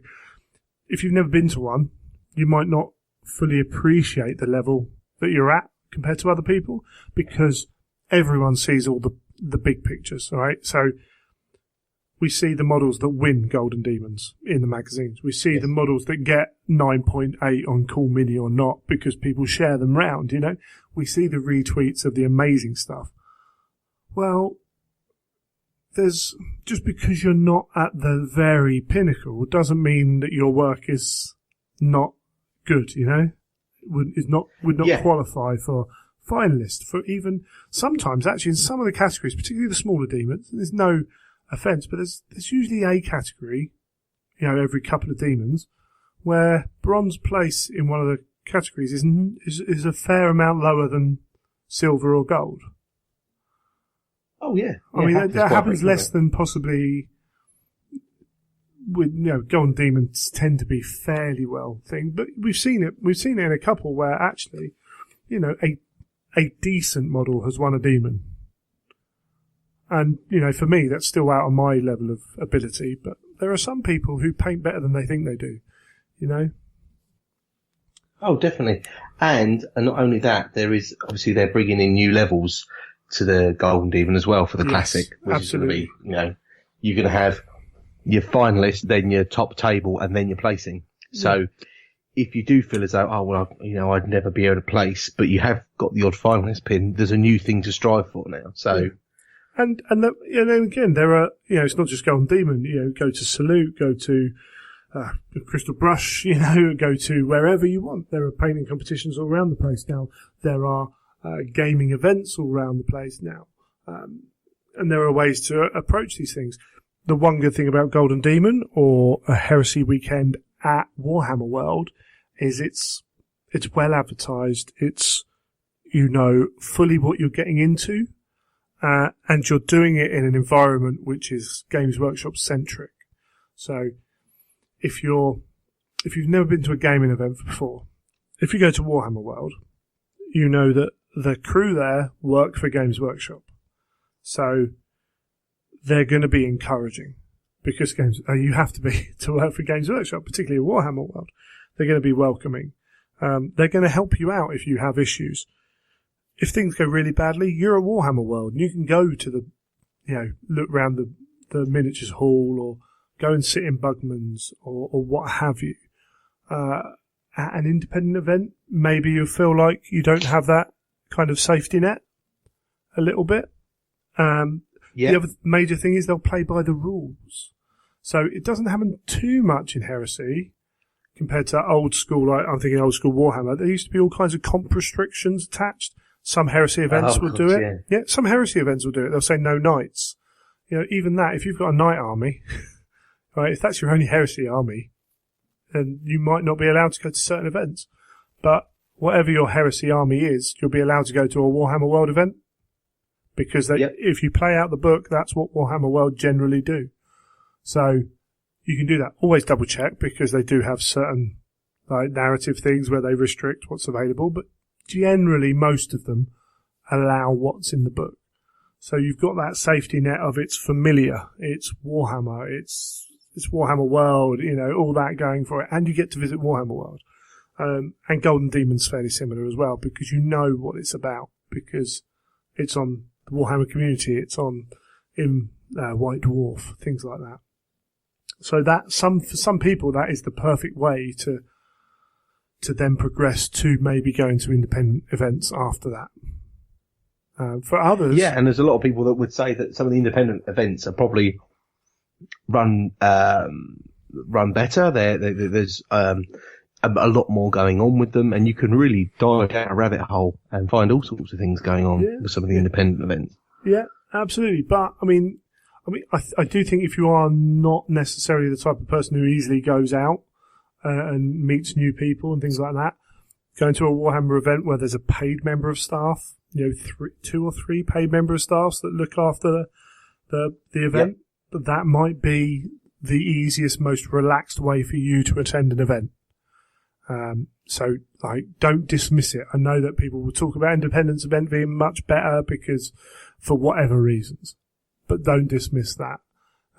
If you want to go to an independent event, maybe it's finding a one-day event. Maybe it's a good way, can be, to go to a doubles event. There's not a huge amount of independent doubles ones for Heresy, but if you can find one, or go to a GW doubles, if you can go one with someone who you know well, who goes to events, so they're comfortable, then the beautiful thing about doubles is if you're not feeling it, you can back off for whatever reason. And I've had to tell people, my colleagues before, to back off because they were getting quite feisty with some opponents being slightly rules loose, shall we say, in a tournament. But if you've got 2 people at the table, one can just leave the table for 5 minutes. It's not a problem, or just take a back seat or whatever. So you have a sort of a safety net with you. So something like doubles might be a good thing, or maybe it's you're getting into the game and you find a Zone Mortalis because it's less work to do to get a Zone Mortalis force together. So something like that is a decent way of going. Maybe it's just going to an event to watch. Maybe you're in London, you've never been to an event before, you don't want to jump straight in, but you just pop along and have a look. Because if you're just walking around the tables, then you don't have to interact with anyone if you want, but you can get an idea of the atmosphere. just by doing that and seeing what's on the table. Because some people might think that their stuff isn't good enough and things like that as well. The ability to go and just have a look, see what's going on. I'd love to see more people just coming down to see what's going on at events. I think that's a great way of really absorbing what an event is about as well, because so much of it is great hobby on show, especially at a lot of the 30k events. You see great armies, you see great stories being played out, you see great people having a laugh. And if you could just pop down and see that, I think I always refer to it. It's a bit of a hobby shot in the arm when you need it. Sometimes if you're feeling a bit, I haven't done much with my Heresy army, or I don't know how far I'm going to take this. You go to something like that, and it can kick you up a gear and make you want to do more. And the other thing is as well, it's not always easy because some events aren't set up for it, or you'd have to ask to come because they're wherever. But if you're near Firestorm Games, if you're within an hour's drive, say, of Firestorm Games, or Element, or Warhammer World, or London for one of the big events, then, and I'm talking about the big events because those places and those big events, because you can just walk round and you can walk into Firestorm and have a look round, right? Just by being a customer. There's no questions about what are you doing here, who are you, that kind of stuff. You can take an hour out of your day to travel down, an hour to look round, an hour home. That's 3 hours. So you don't have to commit to a whole weekend to do it. So you can break it down into chunks. Yep. Things can be achievable in that respect. So that might be what people are looking for. I'll tell you now, if anyone, Blood and Glory, there's another one, there we go. If anyone is a bit like that and isn't sure and is maybe thinking about now potentially doing that for Blood and Glory or London Heresy, and you want to get in contact with me, feel free. Because, there are, I think, London, you might have to pay to enter the event. There might be a small charge for that. I'd have to double check. I can't quite remember, but you're more than welcome to do it. And if you want to come down, you want to just ask me any questions about that, feel free. Because if it encourages you, you never know, you might not like it. You might find that it's not for you, and that's cool. But if you do find that it is for you and you want to take another step or so, you can even start talking to people there and then. And generally, gamers in general, to be fair, are keen to talk about their models. I remember playing an Age of Sigmar narrative event in Margate, and it was at a sci-fi convention, and we were told, people might come and ask you questions. If you do feel comfortable, please talk to them. And it was great. We had all these kids coming going, so what's this? What's this? And you're like, okay, cool. Yeah, is this, and this. I'm not the best with kids like that, but it was great. It was fine. It was cool, especially the young ones when the adults just let them run off and you're like, don't touch my models. But that tends not to happen. That was an extreme example. It's cool. People are welcoming, and a lot of it, I would say, a lot of event organisers probably feel the same. It might be best to contact them. Say those venues like Element and Firestorm and Common Grounds in Scotland and places like that are open to the public anyway, within reason. So you can go and have a good look. But yeah, I think that's a good way of doing it. Have we got any others? Or well, I don't think so. I think really it's about doing what you enjoy, and if you're into if you're in 30k, you're into the hobby. If you can get more of it done in 2018, then more power to you. And if you've got any ideas on things we haven't mentioned, then let us know. Particularly if you're doing one that we haven't mentioned. So there are other things. There are podcasts, blogs, things like that where I've heard people come up to me and say, I've thought about doing this, I'm not sure, and maybe you make your resolution to at least try and put out some form of media content. Again, I know podcasters, generally every podcaster I know who's been approached has given out advice for free.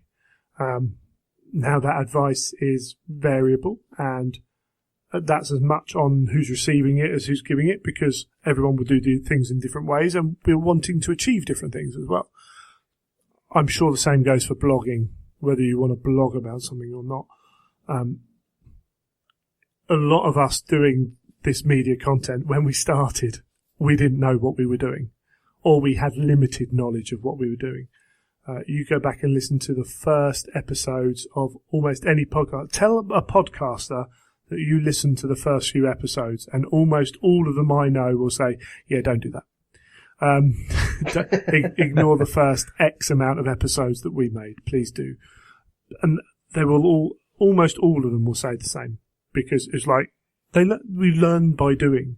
Okay, I know that independent characters do X, Y, and Z, but I'm not Carl Tuttle. So actually, if I try and copy Carl Tuttle, it won't work, because he works very differently to the way I work. So I've got to learn my methods and everything else. And that goes for everything. So it's fun. You will make mistakes. You will produce stuff that in 4 or 5 years' time you will think, why did I do that? But at the time, it's all necessary to get like where you want to go with it. YouTube channels, lots of people doing video reports at the moment and stuff like that. That's a whole wider scope. But again, it comes down to wanting to achieve something. You have to break it down into segments that you can get to know. So getting to know your equipment, understanding what you want your product to be, how you're going to go about doing that, how you're going to go about letting people know about it, and things like that. So that's a wide scope of things, which is less easy to keep track of, but it's still very valuable. And again, if you want to contact me about anything like that, I'll try my best to help. Anyone who's listened to this show for any amount of time will know that it's got a little bit better, but every now and then it's still very amateur, and that's because I'm an amateur. If only you could hear behind the curtain and all the swearing. Oh, well, that's well, we've had the when things aren't working.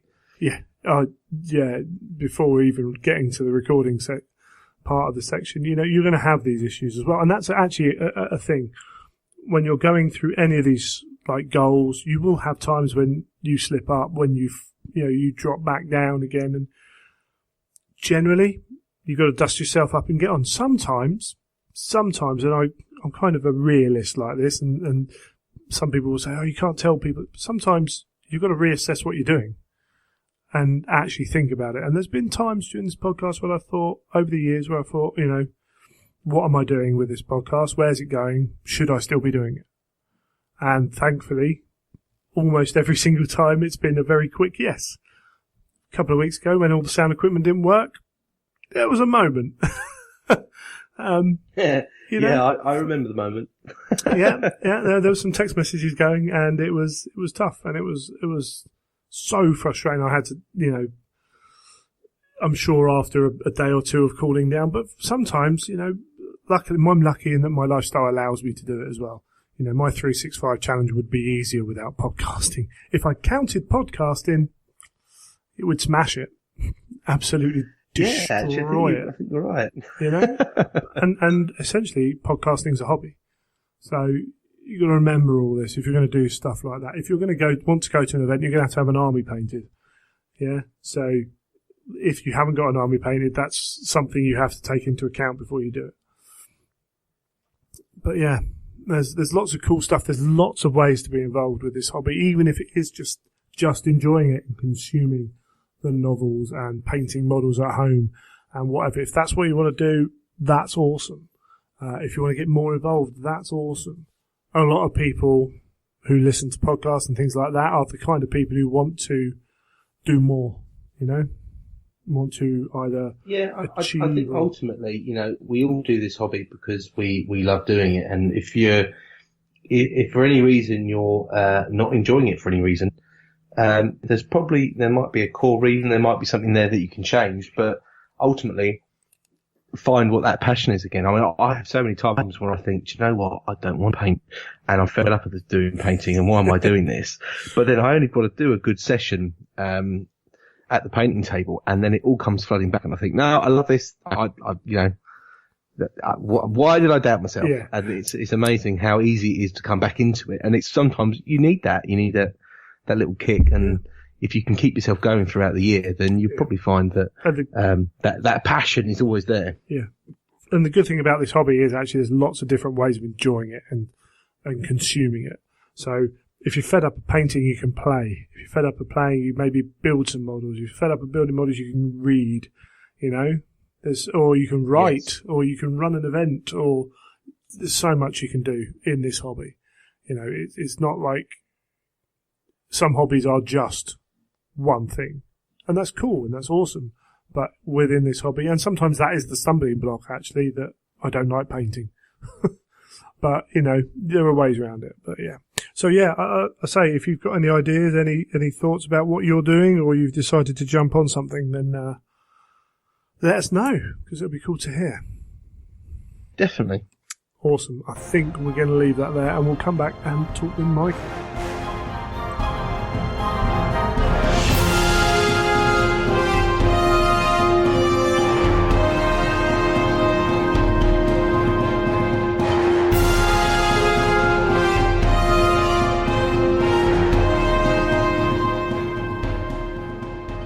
This episode, we're going to be looking at the Advent shorts and audio with Michael, as usual. Hello, Michael.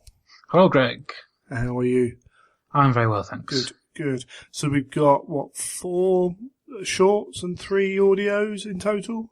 5 and 3, I think. But we'll work it out by the time we get to the last one. We'll go through them. Right from the start, we are going to talk. There will be spoilers in this. So if you haven't read them and you are wanting to read them and not wanting to digest it, straight from us, that's fair enough. But come and listen to this later.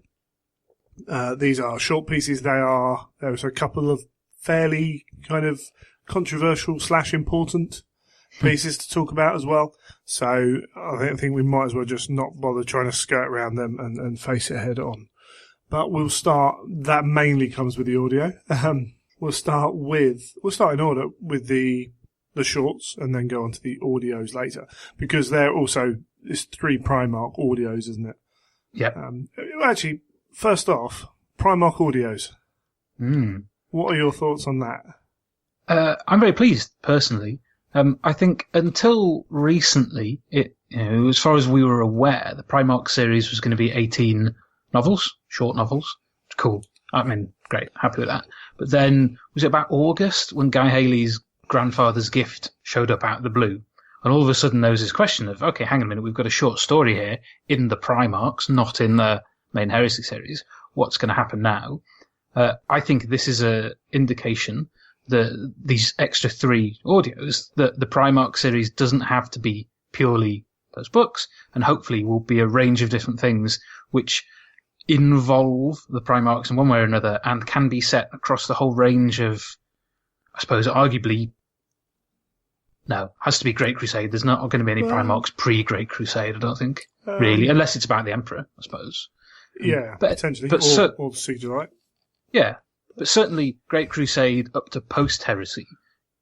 So I think it opens up the sandbox and means that we can expect different things. I think there's some questions that raises for the collectors and that sort of thing. How are these going to be bundled in? Are we going to see anthologies? And if we do see anthologies, are we going to see them in the lovely limited edition formats that the novels are taking first, or not? So I'm sure those questions will be answered in due course. But I think it's cool. To be honest, I'm usually of a mind that more content equals a good thing. I think maybe, and I include myself in this, we're a bit naive to assume. The problem is Black Library said 18 Primark novels, and there was an appeal to that. There's 18 books. I will collect 18 books in this series. For sure. And that helped me go, right, awesome, 18 limited editions, not cheap, but I'll do that. And as you say now, it's like, okay. Are they going to release them as an anthology? Is there going to be a limited edition? Are we going to go past 18? Just in terms of, 18 plus anthology, is there going to be more than that, as you say? Exactly. It's frustrating because obviously plans change. I think they plan to do 18 novels and then It was, we need some shorts. What can we write about? Mm-hmm. I'm sure, or I've got a short story to tell, doesn't quite fit in the novel. That's fine. That's cool, but it does change plans. But it's a little bit frustrating. And the other issue is you're left in, you don't know what's going to happen because it's going to be another couple of years before they finish Primarch series. Yeah, for sure. In terms of 18 books. So next year we're going to get some more. Maybe we will. And yeah, they're cool. And just as long as they add value, that's like, in terms of storytelling, that's the major thing. Yeah, There's a little bit of frustration in that, as you say, as a collector. It's like, well, how does this fit in? They better do a limited edition version because it's got to fit on the shelf with all the other limited editions. But hey ho, such is life. If they're the worst problems we have in life, then life isn't too bad. So yeah, I agree. Although I'm not buying the limited editions, so I don't have quite so many problems. Absolutely. But I mean, to be fair, I hope they do a limited edition because I sympathise with collectors. And normally I would be getting those. I just figured that it was a bit of an expense too far. So like I said, I do hope that they do bundle it in. Given that they've started now, I mean, we've only seen one short story and these 3 audios. There's no guarantee that the Primarch is slightly different to the Heresy. There's no guarantee that the audios will be turned into prose. Nope. We'll come to the audios in a bit anyway. But there is a question mark in terms of how certainly a couple of them are written around. Would that work as well in prose? Yep. So there's some conversations around that. I think, given that they've done one short story, although I think technically 2, because I think anyone who went to the Weekender, there's a short story. I think I forget which one it is, or maybe both of them that are Primarchs, labelled as Primarchs rather than Heresy. At least one of them is. Yeah. So, given that you've got 1, maybe 2 or 3 short stories, I sort of feel like probably the floodgates are opened. Whether or not you want to do 18? No? Yeah, I don't think it necessarily needs 18. They've got to be stories worth telling. Yeah. Primarchs are cool, so I suppose why wouldn't they? That's the other thing you got, I suppose. It's they allow a different style of storytelling than Legionaries do. Yeah. So yeah, we'll see. We'll just have to keep an eye on it moving forwards. Absolutely, and I think ultimately Black Library have presumably learned some lessons from the Heresy, in as much as they couldn't have anticipated how big the Heresy was going to get. They've been through that. By the time the Primarch started, which was last year before? I can't remember. Not that long ago. Been through best part of 10 years of ups and downs with the Heresy. So I'm sure it will have been planned with those sort of lessons in mind. So I'm reasonably confident about that. Absolutely. Okay, well, we might as well get on with talking about the actual e-shorts first. So, going from the start, we have Duty Waits by Guy Haley. You want to give a quick synopsis of this one? Yeah, most of these synopses are probably going to be quite short because they are pretty short stories and relatively simple. I think the first thing to point out with all of these is they really are building us up to the siege. So all of them are really sort of set on Terra, talking about how it's not even necessarily the defenders, how people on Terra are coping in the run-up with this thing hanging over them of there's going to be this invasion. That's sort of all 5 of them, really. And this one, Duty Waits, is very much looking at how the Imperial Fists are dealing with their responsibilities. So the Fists haven't been out crusading, haven't been out taking the fights to the traitors. They've been manning the walls and presumably doing the same thing every day, going on their patrols, having their routine. So this is about how they cope with that enforced routine and that waiting, especially in light of the events of Praetorian of Dawn. So we don't need to go into too many spoilers of Praetorian of Dawn, but I don't think it's too scary for anyone who hasn't read that to say that the Alpha Legion end up on Terra. There is an infiltration of some sort. And so the Fists have got their security ramped up super tight. But basically, day in, day out, they're just waiting. Yeah. Waiting for it to happen.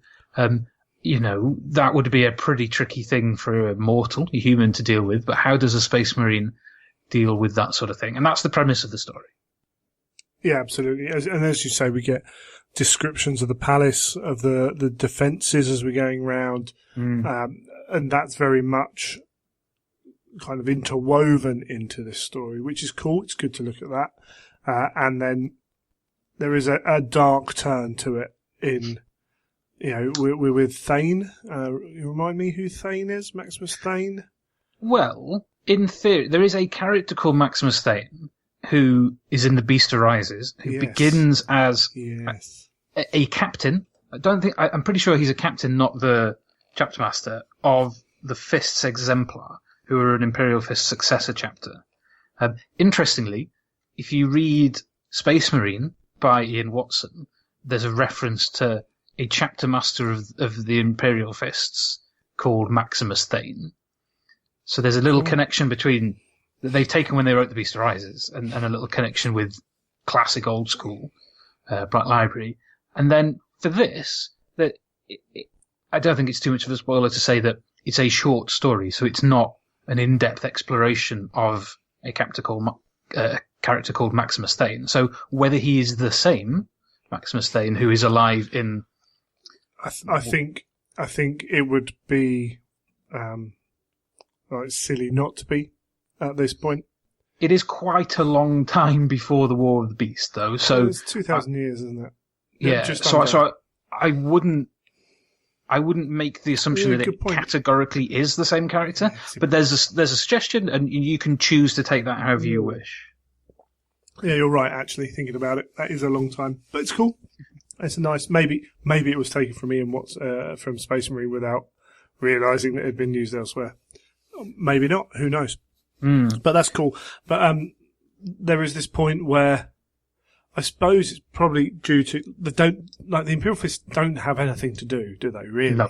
They are really no. It's monotony upon monotony for a being that is more than human, to the point where at one point he's looking at the ground from the wall, wondering how long it would take him to fall, and what would happen to him if he did fall, which is something dark. You don't see from a Space Marine very often.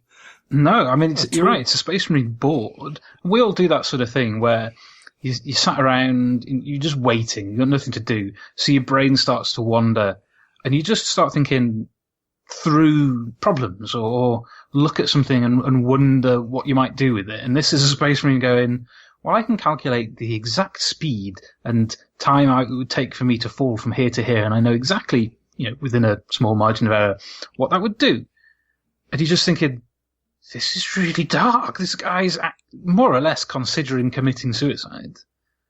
Because he's just bored out of his mind. Because all he's doing is walking round and round and round the walls, which is a long walk, but going through the same tedious routine, the tedious sort of security measures that are put in place. And the Fists are sort of coping with it in I guess a way that we couldn't really have anticipated. No, absolutely, and that's the story, really. The fact that yes, they're Space Marines and stuff, but even what they're doing, the pressure, the boredom, but also there is that little bit of they know something's coming, yeah, but because it's unseeable, unknowable till it happens. It feels like it's not going to happen, kind of thing. But yeah, no, it was a good read, I thought. I really enjoyed it. It is dark the whole way through. It's a reflection of what's going on the planet, a reflection of what's going on in the Fist's minds, and there's a couple of other characters. It's not just him. But there's also an event. It's essentially a bit of a sort of riot, really, that the Fists are called in to deal with because whoever's the equivalent of the police sort of aren't capable of doing it, and that goes to a pretty dark place. So the whole thing is grim, but fascinating, and it's the sort of thing where if you want action-packed, I would probably say none of these short stories are really going to fulfill that. But if you want characterful, detailed, sort of genuinely interesting stories, these are pretty good. Yeah, they've all got something to tell. In which case we should move on to Magisterium by Chris Raitt. And this deals with Adeptus Custodes. Yes. Post the Master of Mankind and the fallout of the Webway War. So again, it is a little bit spoilerific. So probably just these two. Well, no, not really. Actually, you sort of need to be pretty up to date. Yes. With the series to read probably 4 of these ones. Certainly this one, like you said, the Master of Mankind. If you don't know what happens, even if you know there's a war in the Webway, but you don't know the end result of that, this is going to give things away, so be careful. But yeah, so it's sort of, it's not told from Valdor's perspective, but really it's a story about Valdor. I can't actually remember, let me just have a look. I can't remember the name of the... Simonus. That's it, Simonus, who is another Custodes. And he's sort of watching as Valdor leads them on, and they're all sort of dealing with the fact that there are 10% of them left. I mean, that in itself is a scary sort of sounding number. And it's a question of what's the role of the Custodes. So Custodes obviously historically, were there to be the bodyguard of the Emperor. They fought in the Webway on their own. There are now so few of them left that they are not really a viable fighting force in Dawn's mind. So there's a sort of confrontation almost between Dawn and Valdor. And it's all about how they see each other and how Dawn, as the overall commander, really sees the Custodes' place. And he more or less says, get back to your hole, sort of thing. Yeah. You go back where you're from and we'll take this from here. Because he's not happy that they didn't bring the fists into the Webway War. Though I think we got from Master of Mankind there's probably a good reason for that. Yeah, probably for the best. Yeah, absolutely. And Dawn's quick to point out that these aren't, Custodes are different. They're not Space Marines. They're not. They were built with that inherent kind of almost the lack of the free will that the Space Marines have. Yeah. And it was designed around guarding the Emperor and being his bodyguard. And that's all you're good for now. There aren't enough of you to make a difference in a larger war, which potentially is, part of what leads them for 10,000 years to do what they do. Indeed. Which is really cool. And we do get some awesome views of Valdor as well. I mean, this guy's almost as, imposing as the Primarchs. Yeah, definitely. I mean, I really think it is Valdor's story, but so Simonus is the viewpoint character, and so we get to see Valdor. We get to see Valdor and Dawn in conjunction, but you also see Primarch, who you are particularly fond of, because there are flashbacks to the Battle of Prospero. So yeah. Simonus was there alongside Valdor and Russ and the Sisters of Silence as they took the fight to Magnus. And there's some pretty intense scenes in there. I guess this is probably the most action-packed of them in terms of those reflective scenes. Not reflective, those are reflection scenes. Which is kind of cool because you get these 3 superhumans with, even amongst superhumans, characters of Valdor, Russ and Dawn. So there's quite a lot to go on in what is still a short story. Absolutely. I do love the just those bits on Prospero. It's like, yeah, here comes a vehicle that would have your Primarch in. No, Russ is holding on to it. Exactly. It's just like, it's just so Russ. It's like, yeah, cool. It just doesn't care, does he? It's brilliant. It's so good. And so this is another one of those classic Heresy stories of it is a character's perspective on someone who we've seen different perspectives of. So we've seen Russ usually from the perspective of his legion or, someone like Magnus. So to see the Custodes' perspective of Primarchs and the way they look at Primarchs, never mind Space Marines, there's some genuinely interesting stuff in there. As you would expect from Chris, who tends to write these sort of stories. Yeah, and having read these fairly quick succession, was this the one where they were questioning the act of making the Primarchs? Yeah, I think so. There's a little bit of that in there, which was quite good. you can see why they would do that, because the custodies are just sort of going, what did we, like, why? Why did we do this? Look what's happened. Yeah. Because that's the answer, isn't it? It's Dawn's like, you can't do this, blah, blah, blah. And Valdor's like, well, none of us turned. Yeah. No, had it been legions of us, it wouldn't have been a problem. Mm-hmm. So that tension will always be there as well, which is cool. But yeah, I enjoyed it. And Chris is, as we've said many times, rate Chris's character pieces very highly, which is very cool. I agree. We should probably move on to Now Peel's Midnight, John French. Yeah, and I actually found reading all of these, there was a knot of tension in my stomach reading these ones, because by this point, you really realise that actually these are all just the 1 minute to midnight, the siege is about to begin. The whole point of this one is over and above that. This is literally just before the traitors sort of arrive. So this is Dawn.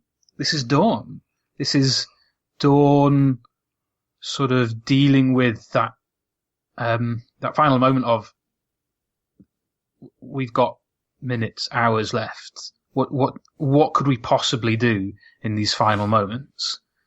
And it's weirdly tense, because it's like you reader are there on Terra. We've waited 10 years for the Siege of Terra, 11 years, whatever it is now, and you think it's actually about to happen. Yeah.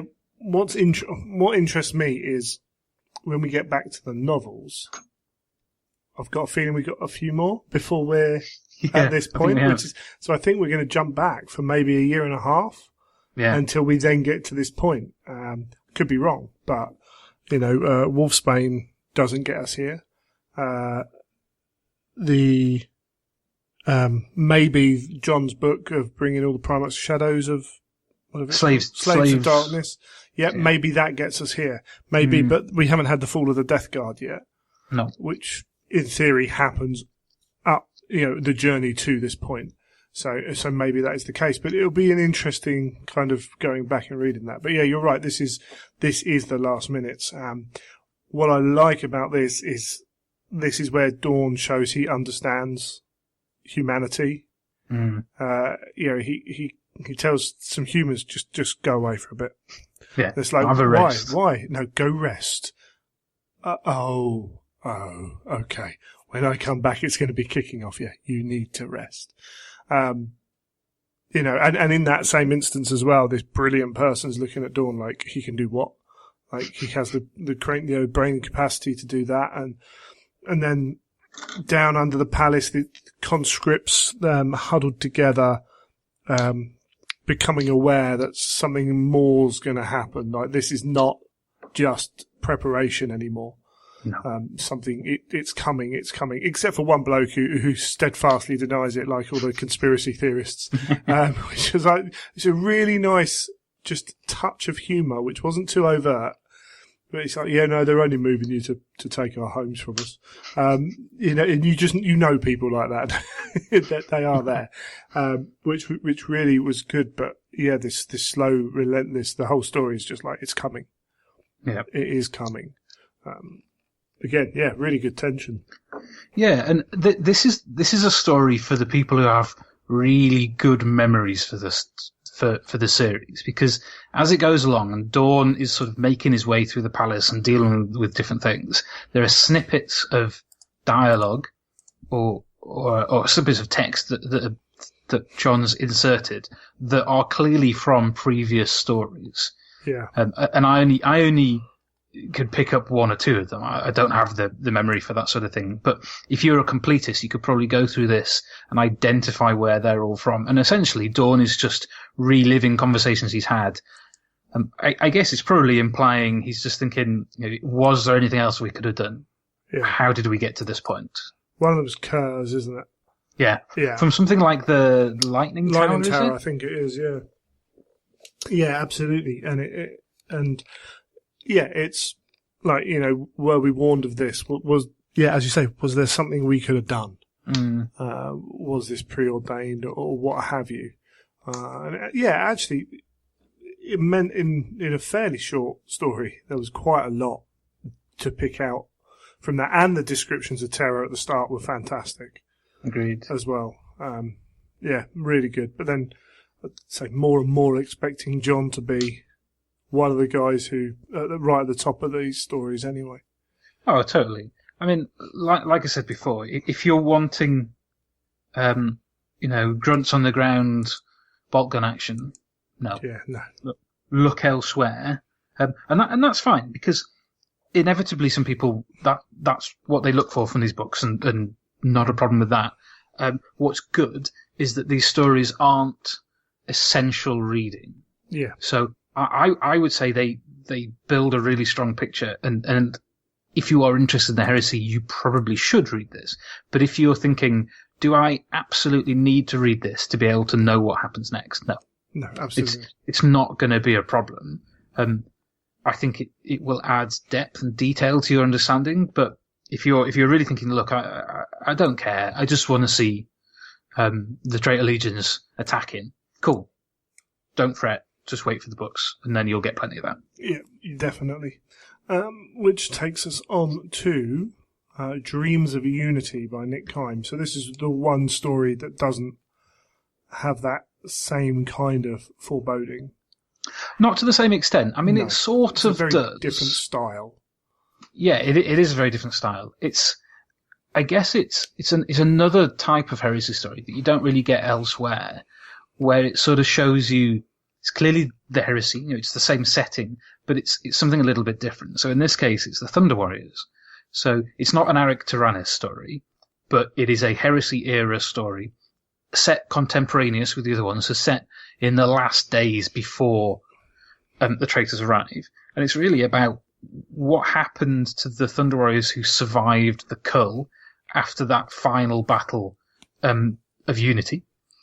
And these particular Thunder Warriors have been eking out a living as gladiators in the fighting pits deep in the sort of underbelly, I suppose, almost the underhive. Yeah. It's almost like Necromunda in the Horus Heresy. And so it begins with one of them basically dying, getting killed in a gladiatorial bout, and the other one watching on, helpless to intervene.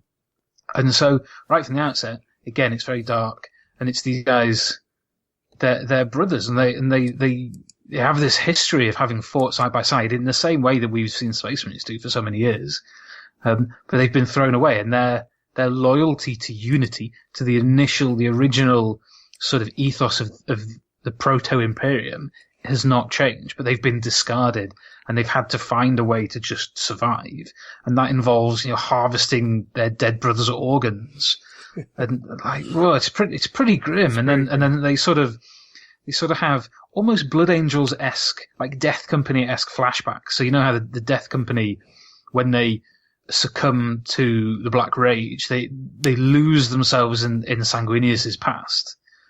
It's a not dissimilar thing where these guys can't tell the present from the past, and they're engaged in campaigns, pre Great Crusade. And so there's a lot of really interesting stuff there, and I thought it was quite a brave story, something that is a little bit different, but fills in a bit of a gap. So people, for a long time, I've seen people wanting Thunder Warriors stories. So this isn't a novel. It's not a really long story, but it's just a little snippet of something cool about what might be happening somewhere. Yeah, and I think kind of where it fits in is when we talk later about the First Lord of the Imperium. If you are to take certain aspects of that at face value, then this story is the allegory for what could happen potentially. Yeah. And in some ways adds weight to certain aspects of that story of, what would happen to Space Marines post-war, etc., etc. But it does it in a nice way. As you said, it gives you that real sense of what the Thunder Warriors were about and why we won't be having huge amounts of them.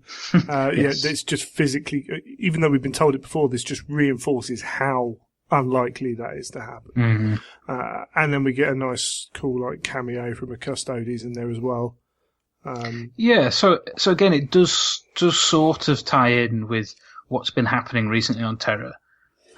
So the Custodes essentially out on a hunt.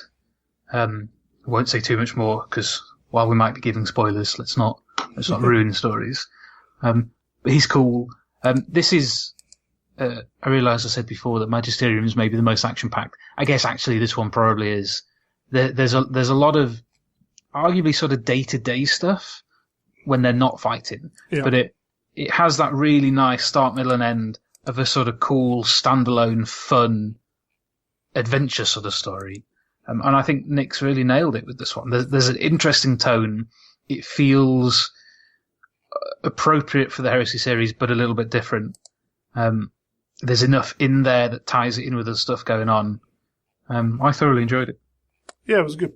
It was really good.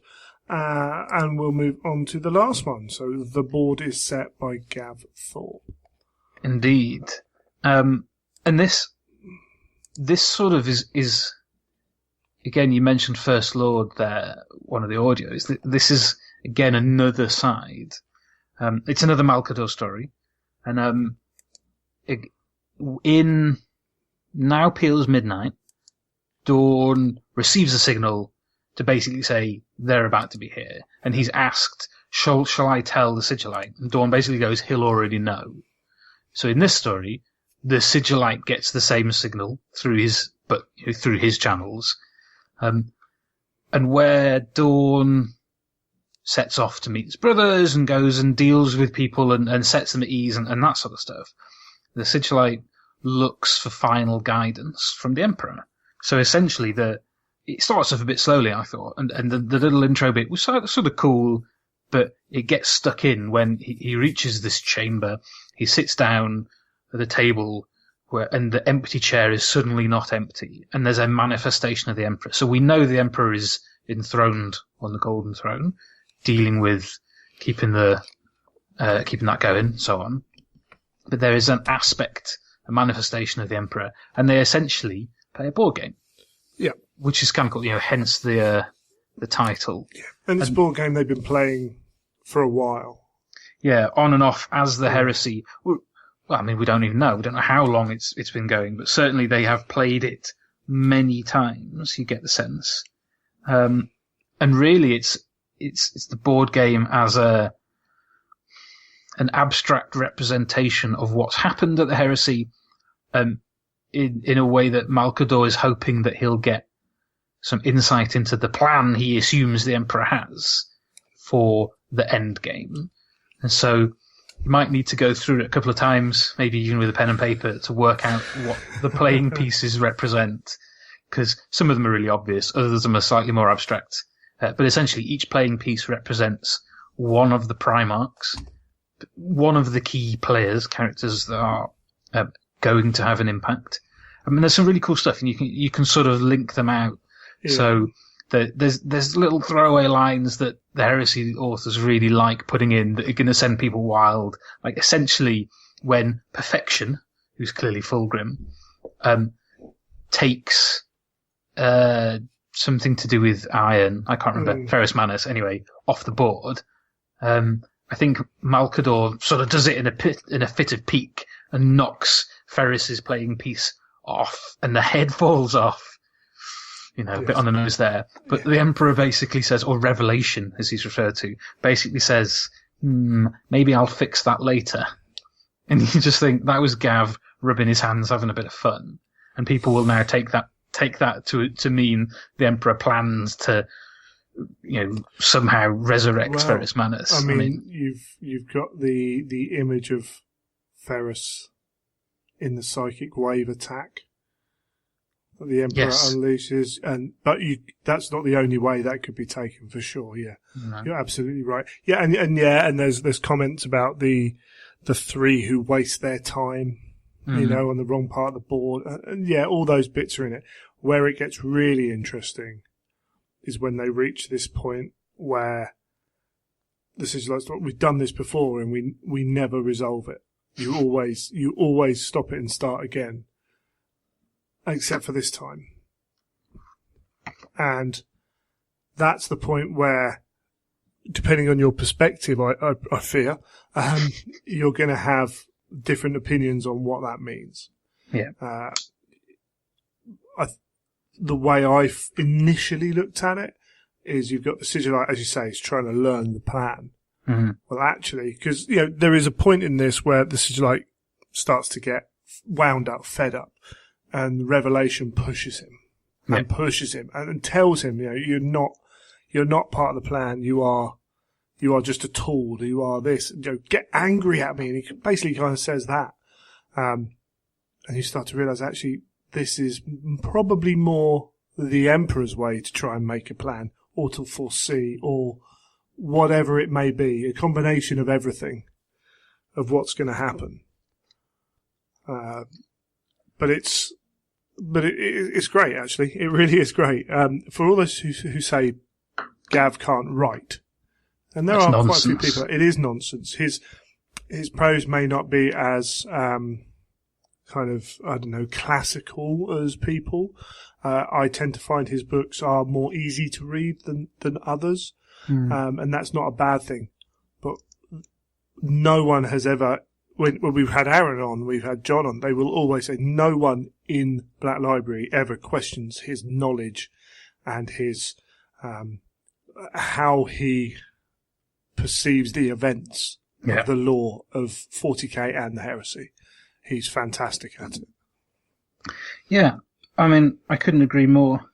And I really think this is a clever story, and it really ran the risk of being too clever. Yeah. It could, in the wrong hands, have been done quite clumsily, quite badly, but it's smart and it's thought provoking, and that bit you talk about, it's going to play with people's preconceptions, and it's going to play with that. Is anything ever black and white in the Heresy? And if you want black and white answers, you can make your own mind up.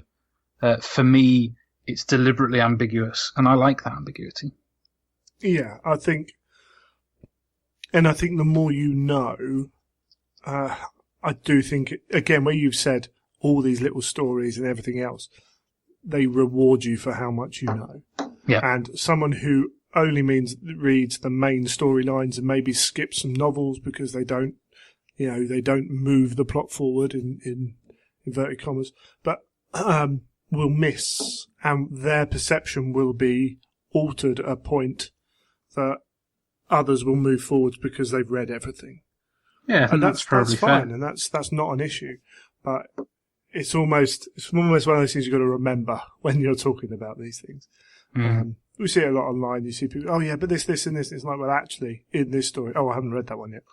So, that there are things that can change that. And this is one of those examples of you will get the most out of it. And yet it still works if you don't know a great deal. Yeah, and that's got to be tricky to do, tricky to pull off. Yes, very good. And saw a lot of people, before I managed to sit down and read it, saw a lot of people talking about it online. I need to go back and catch up on a lot of the discussions to see what people's opinions are. Yeah, totally. I would say with this one, before anyone does go and read stuff online, if you have a read, see if you can work out what all the different playing pieces mean, what they represent, because it's just a fun little exercise in itself, and form your own opinions before you go and read what someone else says.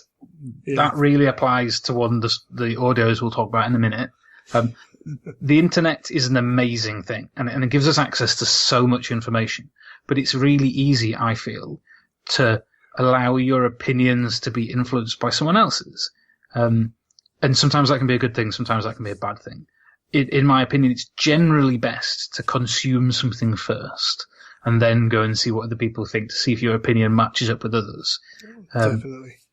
I think and there's just a risk. Yeah, absolutely. And that's just a general principle that's good for having your own thoughts anyway, but also because, and this came up recently talking about media, content creators online. They don't always get it right. No. You can have different opinions, but if you portray the wrong information, that's not great. And if you're just going on to read something or are influenced by something that is incorrect, you're going to kick yourself down the line if you find out. So it's definitely something worth doing. But yeah, I think all the eshorts were really good. Really good. And a couple take on more relevance with the audio, as we'll go through in a minute. But we might as well jump straight into the audio with Stone and Iron, shall we? Yeah, so that was day one. That was the 1st of December.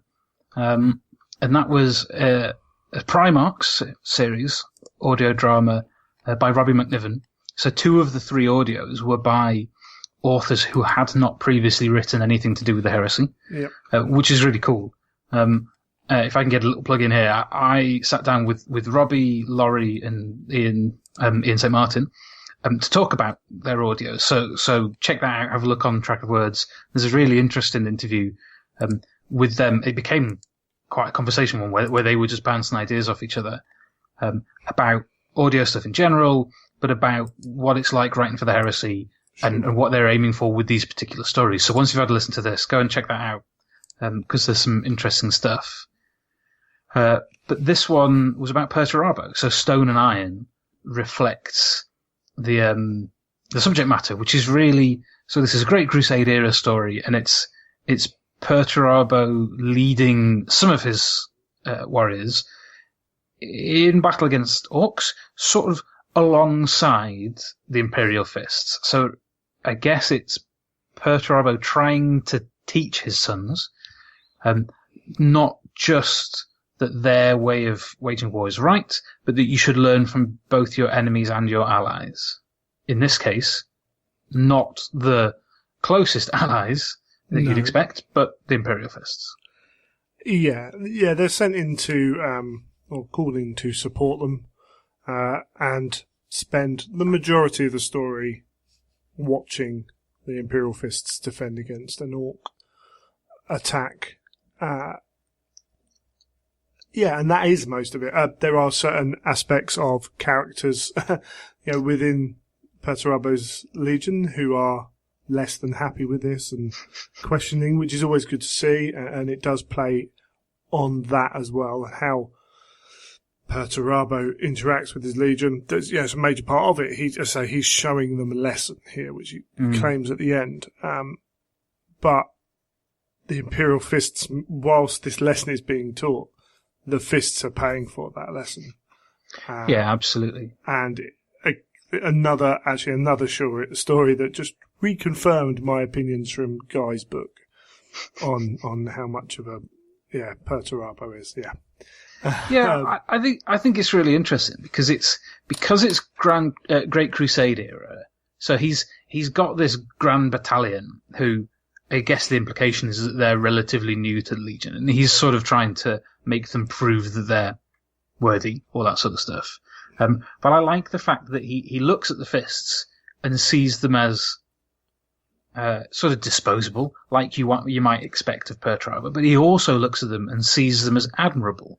And he basically says to the commanders of this Grand Battalion at one point, and I paraphrase, you've assumed that you could do this better. You've assumed that our way is superior always, but they've done a better job than you would have done. And I really like that way that he's not at the full embittered stage. He's way past the point of no return for him, and he's on that path, but he's not hit the sort of end point. And so there is this sense of, I suppose, tension around him and his interactions with both the Fists and his own Legion, that there's always this sense that he might just explode and, break one of them. But he's reined in a little bit from what you might expect. So I think it adds a little nuance. I agree to a certain extent that it's not changed my opinion of Perturabo. I think it's reinforced it in a lot of ways, but just shown that these things are a sliding scale and characters develop over time. And I think part of that is Robbie's writing. I think the way the story he's chosen, the way he's tried to show the enmity between the two legions, but at a point before it had really burst into anything more than rivalry. That's really cool. I think he's done a good job with it, but I think it's elevated from good job to really enjoyed this by the voice acting. Yeah, that's very good, yeah. There's the guy who plays Perturabo actually plays Gabriel Seth in another audio drama called The Assassination of Gabriel Seth later in the Advent. This guy called Andrew Wincott. And amusingly, he's from The Archers. Now, I mean, I've never listened to The Archers, so I don't know who he plays. But I just love the idea of this guy who's arguably his day job is this little sort of twee BBC radio play about nothing really happening. And then he jets off to Nottingham and records as Perturabo and Gabriel Seth.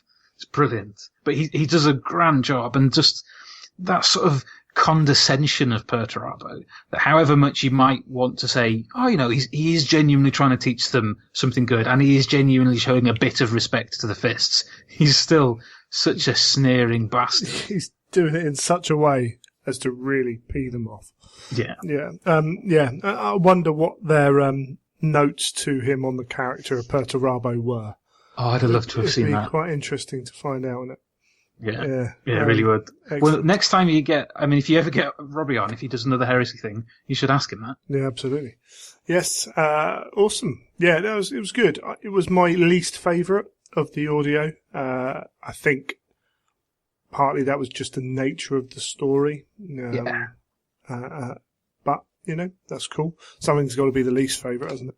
So yeah, totally. And I think the other two, one of them just has this massive impact, and the other one is a deeper, more sort of visceral look at a character, which we'll come to in a bit. So this one inevitably is gonna hit you in a different way, and it doesn't have the gut punch that the other two do. But I hope people listen to it, and I hope people enjoy it, because I think it is good. Yeah, absolutely. And we'll save Laurie's for last. So, okay. Ian St. Martin with A Lesson in Darkness, Curse. Yeah, so another author who hadn't done any Heresy stuff. I've not listened. I must admit, I haven't read any Robbie or Ian so far. Was quite pleasantly surprised. Oh, okay. As in, I'd heard they were good, but... You know, I'm always going to find out for myself. I trust people's opinions to a certain extent, depending on the person. Rightly so. But yeah, I think Ian's done a grand job with this. So I suspect most of us, when we hear there's going to be a Curse audio drama, are expecting it to be pretty disgusting, and it really delivers on that. Yeah. I mean, when I first tried to listen to it, I was getting the train home to my folks up in the north, and it's a Virgin Pendolino train, which are the weird ones for UK listeners, if you've been on that line, that they sort of tilt. Sure. Yeah. And it can be an odd experience. And I'd been getting a little bit travel sick, and I had this on, and the first bit of sort of gore, the sound effect, I was like, nope, this is going to make me feel worse. And I had to listen to it the next day when I'd got home.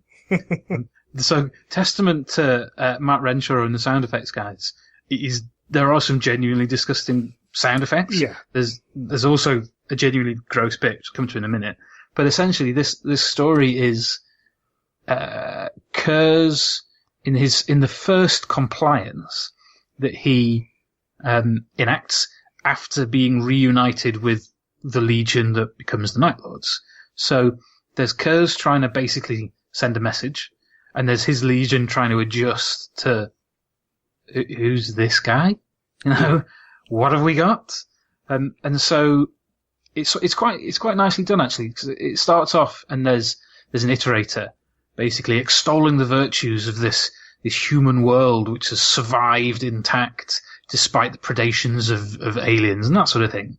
Sets the tone really nicely. And then she basically says, we failed PMN, the name of the world. We failed them by what we sent. And they sent the Night Lords. Yeah, so this is after they've refused compliance. Yeah, that's right. Yeah. So they ain't going to get a second chance. No. And so that then kicks into sort of situation on the PMNE, I'm probably saying that wrong, on their flagship. The Night Lords are storming it, and we meet Kurz dismembering just dozens of enemies, and then he's sort of crouched down, skinning them when a captain shows up, and so there's some really cool stuff of Kurz sort of visions sort of thing, and the way the captain is. I don't know if it's implied that it's his first meeting with Kurz, but certainly, he's not yet used to him. And the two sides sort of feeling their way through what on earth is going on. And it's all pretty disgusting up to that point, typical like people being dismembered and everything. But then, I don't know if you want to give away the Yeah, we put spoilers tags in. It's fine. So this does give away. Ian might not be too happy about this, so apologies, Ian, if you hear this. This does give away the impact scene, which is basically Kurz and Nivalis, the captain, are on the bridge, which is an abattoir, and Kurz sort of says, "Gather them up, all of them," implying the crew. And then it cuts to the city down below on PMN, and this flagship sort of is coming through the atmosphere. And its war horns are blaring, and that symbol of the ship and the war horns to the people was a symbol of freedom and hope, because that's the last time they heard it was when they were freed from this alien oppression. So they're all sort of celebrating in the street, and then there's a splat and another splat, and what Kurz has basically done is he's got the Night Lords to skin, I don't know what, 200,000 crew. And push skinned people living out of the ship to just splatter all over the city. And essentially the city then tears itself apart in fear. I mean, that is gross. Yeah. That is really, really horrible. But it's done really well, because you've got this moment where, I mean, obviously we know something's happened. We know that the Night Lords have been successful. But you have this moment of celebration, and then just a cloud of skinned bodies. I mean, Ian, that's dark. Yeah, initially I was like, is it bringing them into one place to cull the herd or what have you? But it does turn into them trying to get the message out to send help. And Kurz is like, yes, let everyone hear what I've done.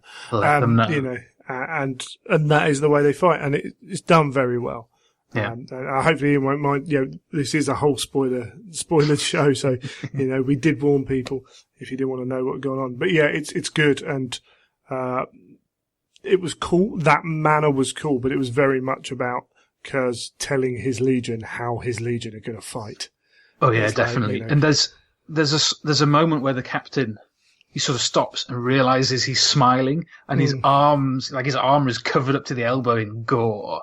And he sort of goes, "Oh, this is what it's going to be like." And then he basically says to Kurz, "So are we all going to end up like you?" And Kurz, who we know he has the foresight and sort of sees these visions, basically turns around and goes, "Not you. You won't get like this." Like, that's even darker. Yep. So he's saying to this guy, like, "No, you're going to die." Yeah, absolutely. Yeah, there's some really cool bits in that.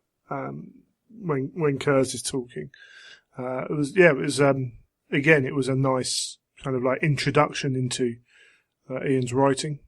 Although it's an audio format, it's you still get an essence of how they work. So yeah, no, it was really good, really enjoyable. I agree. I think having talked to Ian in the interview, I don't think the way Toby Longworth portrayed Kurz is quite what Ian had in mind. Right. So I got the sense from Ian that he wanted really sort of quiet, whispering, unhinged Kurz. And we didn't quite get that. What I liked about what Toby did was it was a little bit like how Russ sounds. A little bit, which is fine. Yeah. But sufficient to not sound like he's doing Russ, but a similar sort of approach. So it was sort of gravelly and sort of Russian sounding, I suppose, Eastern European. Yes. But there were moments where he pulled back from that and sort of almost went into this whisper, as he was talking to Nivalis. So you just got these occasional moments where it pulled back and you got a sense that there was something more than just the brute, which I really enjoyed. Yeah, and what it's good is in that is it shows you there's more than one side to Kurz. Mm. And it's almost more scary when it's just the normal voice in a weird way, because that's him. Yeah. But, really good, really cool. And we'll move on to the last offering. First Lord of the Imperium. Laurie Goldin, the one that set the interwebs aflame. It did rather. For a day or so. For multiple reasons. So the obvious thing before we talk about the plot is that, okay, when's a Primarch story not a Primarch story? You know, it is in the Primarch series, and there is not a Primarch in it. It is Malkador.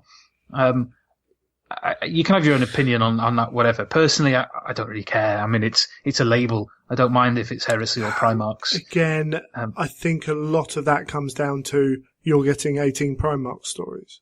You know, and that was the original conceit of what they were planning to do. And when you break that, it's like, well, there's a little bit of, well, what else are we going to get then? How long? How many? I've agreed to go into this 18 long series of books. What am I getting now? Yeah. And potentially potentially for me that was an error, but it's a minor error. You know, this could easily have been a Heresy story. Yeah, and who knows? I mean, I'm sure we won't find out exactly why it was included. I mean, to be honest, I think if it had been Malkador doing other things, there might have been a concrete 100% argument that it's not a Primarch story.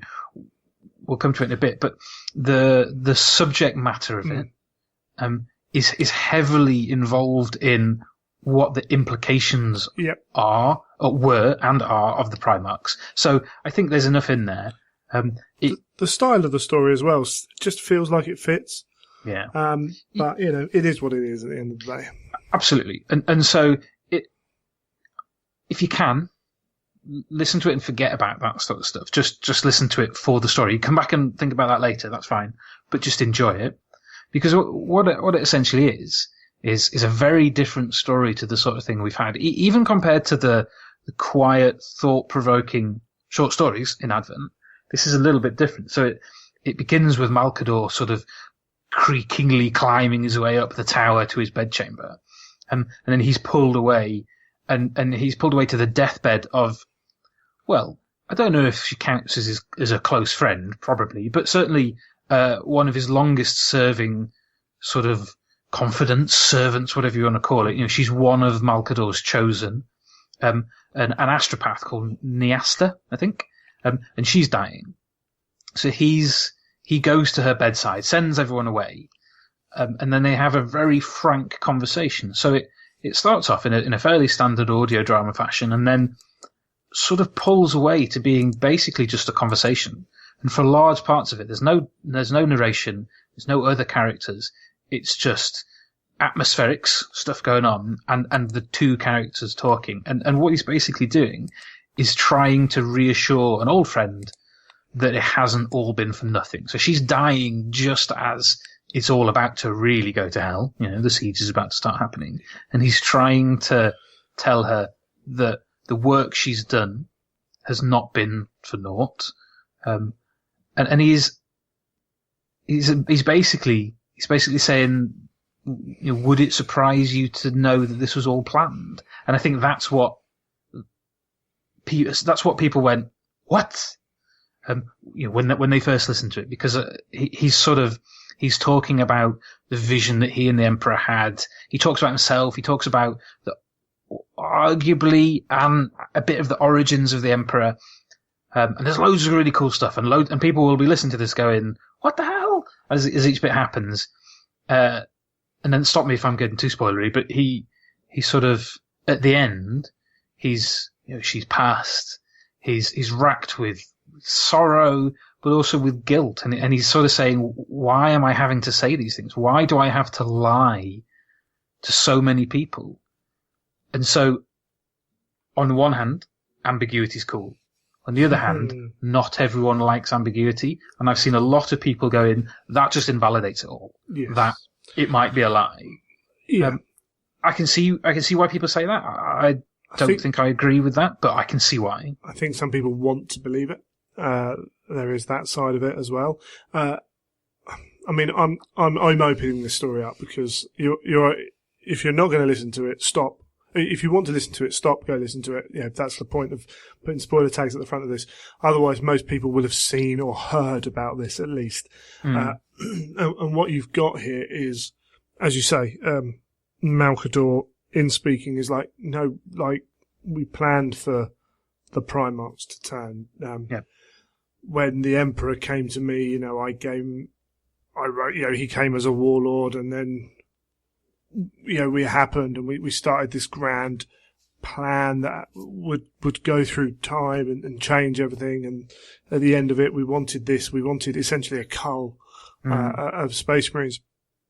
And then, as you say, at the end, coming up with that, it's a lie. But it appears to me there are two definite parts of that conversation. There's the part where Malcador is talking almost as if he's just getting it off his chest. Yeah. And then there's the bit where it's like, oh yeah, you're still here, aren't you? Okay. Yes, everything's going to plan. Because that's the line. Everything's going to plan. Where people jump on and go, but it's not. And it's like, well, yeah, it's obviously not. And then he turns around and says there's a lie. Now, you can have discussions for days about where does the lie start, where does the lie end. Yeah. I think it's pretty obvious that last line in itself is one of, if not the lie. How far back it goes is a matter for some debate. And I think, as you say, I think some ambiguity is good. It's a theory. Outside the universe, there are a shed load of theories. We all have them. Essentially, this is moving a theory in universe. And I don't really have an issue with that. It's I don't know, it's kind of hard to put it across. There are hints in there that some stuff is more true than other stuff. And at the end of the day, we know everything's not going to plan. I mean, you only have to read, Thousand Suns, Master of Mankind to know that it hasn't gone to plan. And people will point up, there are hints that it's all a lie. You know, there are 20 seats for the Primarchs. It states in this book there are this. And it's like, well, actually, you know, it doesn't invalidate all of that. And that's the beauty of a story, I suppose, where you want that ambiguity. It doesn't necessarily invalidate those issues. Yeah, what it does do is it offers an explanation for some of the big holes in the story that people complain about. Like, how can I think it's a really lazy way of saying it, but, well, the Emperor's such a bad dad. Yeah. Right. It's a completely, like, it just strips it of any depth and any, there's so much more going on than he has 20 sons. What this does is gives an explanation, one potential explanation for a lot of those decisions, because those decisions do have to be scrutinized, because if you look at it on face value, he did some things which are counterintuitive. Yep. Sending Angron to the edge of the galaxy is not the thing you do when you want someone to get back on track. You know, when he's got nothing to keep him, to teach him. Those kind of things. And this offers an explanation. And maybe we get some offers of other explanations down the line. Who knows? But I think it was really good. Yeah, I agree. And to me, I like the fact that you can look at this and take it to say some or all of it is true, or none of it is true. And every single person can make up their own mind of which bits they're comfortable with, which bits they think are in-universe appropriate, bearing in mind the context, which is an old man trying to reassure an old friend. And like you said, almost trying to get it off his weight off his shoulders, or maybe trying to convince himself. And there's different ways of interpreting this.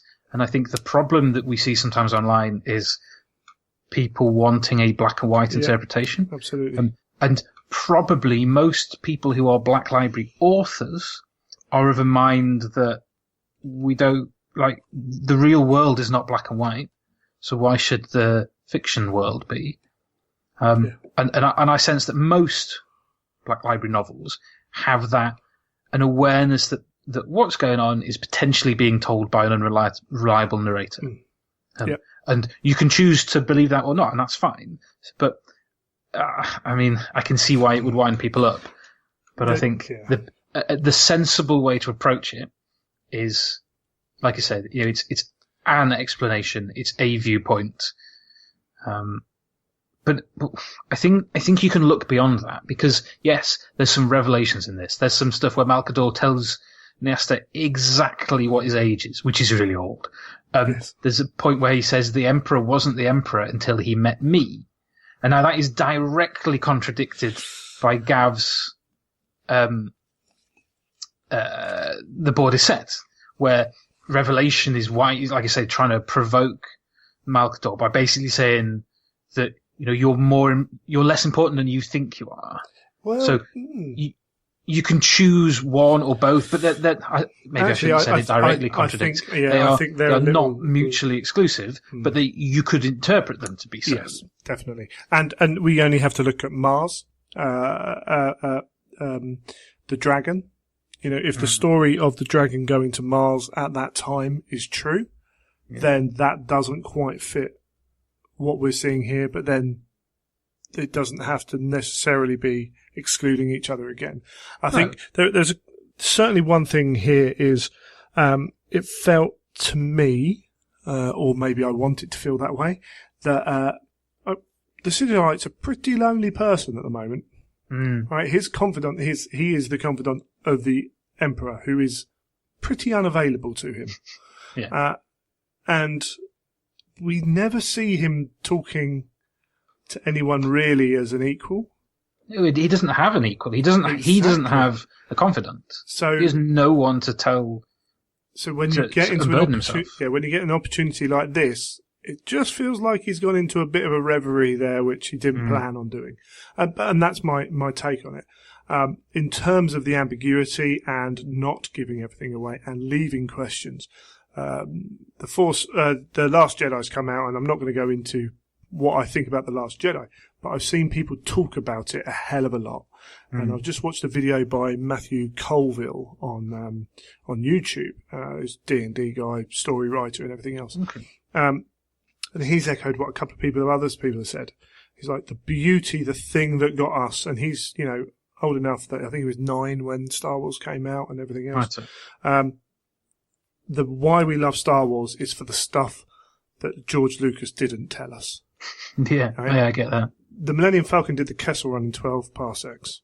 No idea what it is. Doesn't bother to explain it. He moves on. Yep. And from that, Expanded Universe has gone on and explored it, and people have got their own opinions. There's nothing about Vader in that first one. This Emperor's just some dude, but Vader bows to him. Yeah. So that just tells you that there's got to be something there. All those things. Boba Fett just turns up and is, no disintegrations. Right? It's like, well, obviously he's disintegrated people before, in spite of what Darth Vader wanted. Right? And that's all you need is no disintegrations. That tells you there's other stories to be listened to. And those gaps are where fans can really explore and let your mind go. If you know everything, you lose that magic. Yeah, I totally agree. But I think... Yeah, Karen. I think as well... I think what you can take from something like this story is you can listen to it and you can think about all those little secrets and those little hints and make your own decisions and all that sort of stuff. But also take a step back and just appreciate a really well done story. Yep. Let's say what Malcador said wasn't shocking. It wouldn't change the fact that that's a really good story. It's a powerful story of an old man grieving at the deathbed of an old friend. I think Laurie's done an incredible job of that. There's so many little things that I think specific to an audio story. So if you listen to it as you're going through, there's Neasta makes a point of saying, can you hear that? That's the bell of lost souls is tolling ceaselessly. At Beta Garmin, the death toll is in the billions. So that is not going to stop ringing. But the bell, the whole way through the audio, is ringing at a regular interval, but you just don't listen to it, and it comes forward at certain points and you hear it, but actually go back and re-listen and you can hear it going on in the background all the time. Listen to the performance of Toby, and I'm going to find her name because she was amazing. The lady who played Neasta. Let me find. I have got it here. Jenny Funnell. That's it, Jenny Funnell. Really channeling Judi Dench, but doing. Yes, I must admit I thought that. But an amazing performance, and there's so much in there that I think is just brilliantly written. Yeah. There's also Heresy fans a character called Alan Carpin, who is writing a book, a treatise, and if you've read the Forge World Black Books, they are written by A.K. It's clearly supposed to be Alan Bly. Confirmed by Laurie. Yeah, I saw on Laurie's tweet that he said, that he when he was coming up with the story, Alan Carpin was Alan Bly, but then obviously Alan passed away. So that's got to be pretty painful for Laurie, but I think it's actually quite a nice touch for the rest of us.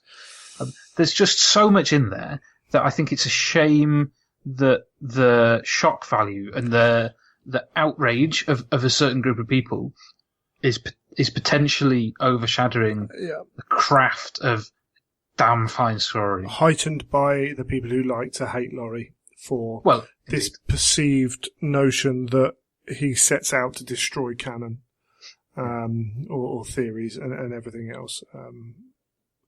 And I sort of understand it, in that Laurie has made an effort a number of times to make canon work, which is a very different thing.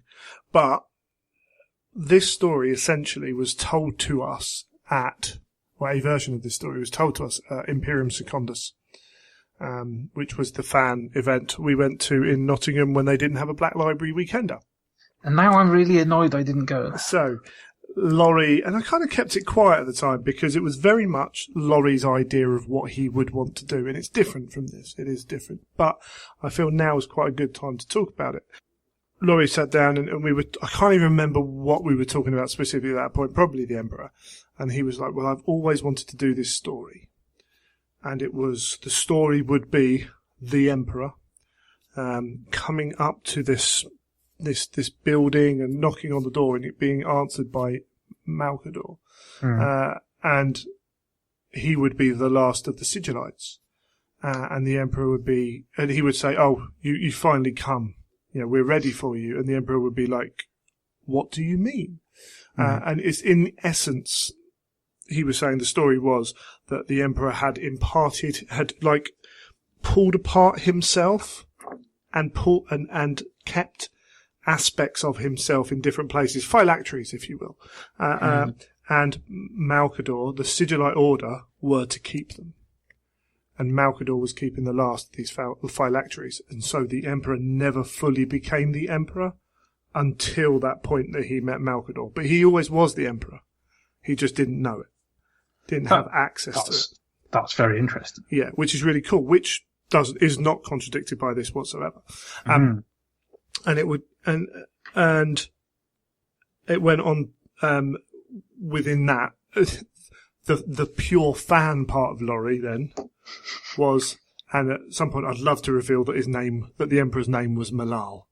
But it never would be, and that is the fun side of Laurie coming out there, which would be awesome, but can never happen. But, because that name's off limits. And that's cool. And in the same instance, we were then talking about, well, what if then the Primarchs, rather than, because I kind of hate the thing about, what aspect of the Emperor does Fulgrim represent? And it's like, well, actually, you can pull about 15 or 20 if you want to. But what if the Primarchs had part of the Emperor within them? Oh, apologies. Things like that. And that led to loads of little things. But another thing that Laurie always kind of said in his own headcanon at the time was, Well, no, I can't really say that, can I? That's not really fair. What he's said on more than one occasion was, what if the heresy was supposed to happen? Yeah. What if it was the plan all along? And I've said that a couple of times on this show, and I've said it in forums, and people have always a lot of people just shout it down straight away. Mm-hmm. It's like, well, it's a theory. It's a theory of a fan at the end of the day, because Laurie was a fan for a lot of period of time, and it potentially still is a theory. But actually, it does fit within actions, and I don't think he's the only author with that idea. But all those stories we told were Laurie's personal stories. He never thought he'd be allowed to write that story. That's what he told us at that point. And I'm remembering from a year and a bit ago or whatever. So, please give me a little bit of leeway, and Laurie a little bit of leeway in that. But you have a concept of quite a cool story. The background about the reasons how and why might have changed. Yeah, that story might not be the backing of this story. Yeah. But there are definitely aspects of it. And I find it really cool, and it's clear, as we say, it's clear, like Magnus was supposed to be on that throne. And when you look at the story of Magnus within the Heresy, does it fit with these events that the Sigillite talks about? Well, or all the events that seem to contradict it being planned. Well, Magnus didn't want to turn. No. Until he was forced to. So actually, yes, did he do anything where he was corrupted by chaos? But then chaos probably wasn't part of that plan. So when you look at it like that, it can fit in like a good theory. Still keeps it as only a theory, but it's a good theory. Yeah, I think that's right. But I really like that idea that the Emperor could do all this and have this order of Sigillites, because we still don't know what the Sigillite is, No, indeed. He's the last of the Sigillites. We don't know. So there's lots there that could be completely different than the first idea that Laurie had, or could fit very easily into it.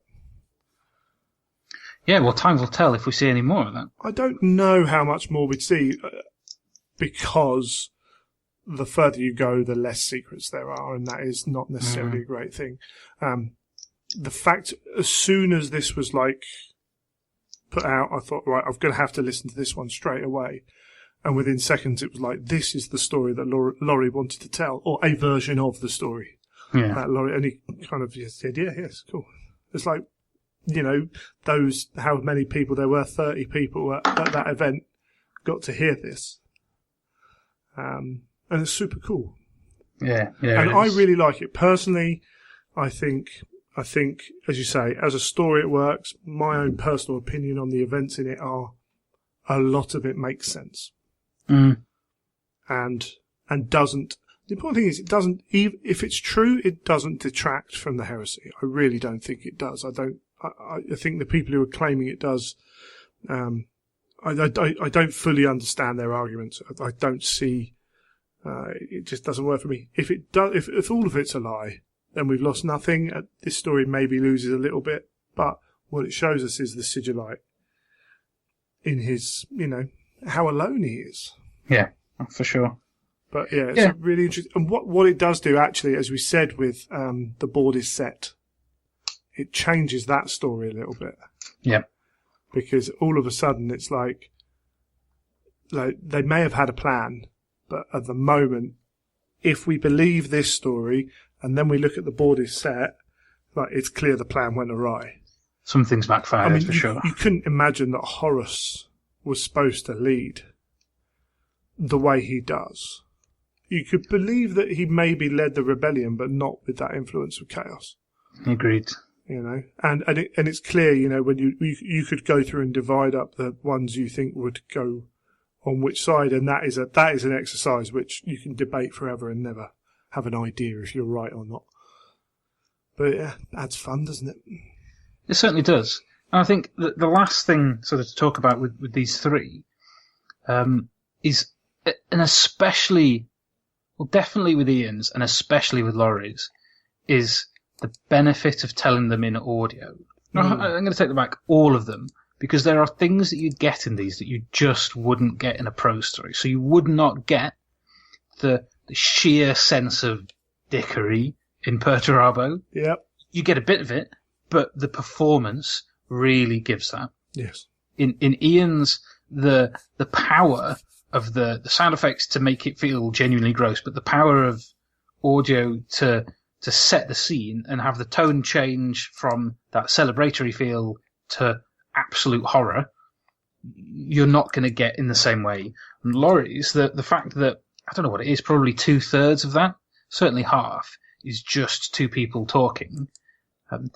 You look back at Black Library stuff, you don't generally get that in short stories or in books. So I hear a lot of people not wanting to check things out in audio, and I think that's a real shame, because I think the medium actually facilitates some of these stories. And I think if Laurie had been commissioned to write a Malcador story, it might have been quite a different one to writing a Malcador audio. And I think that would be a shame. So the fact as well that they are Primarchs does not necessarily mean that they have to be converted into prose. So there would be a group of people who would be very unhappy if these three didn't get converted into prose. But I can see from an artistic perspective that you talk to the authors. They wrote these for audio. They did not write them as short stories. No. I spoke to the guys. They categorically wrote these as scripts. So they would have to go back and do quite a lot of work to turn them into prose stories. Black Library have committed and completely fine with the Heresy, with the mainline Heresy series, to everything in every format. So every audio drama will get a prose version. But what you've not had really with those audio dramas up to this point is things which are really different like this, that you just wouldn't get. I think they're pushing the boundary, having things where the narrator falls away, like in Laurie's.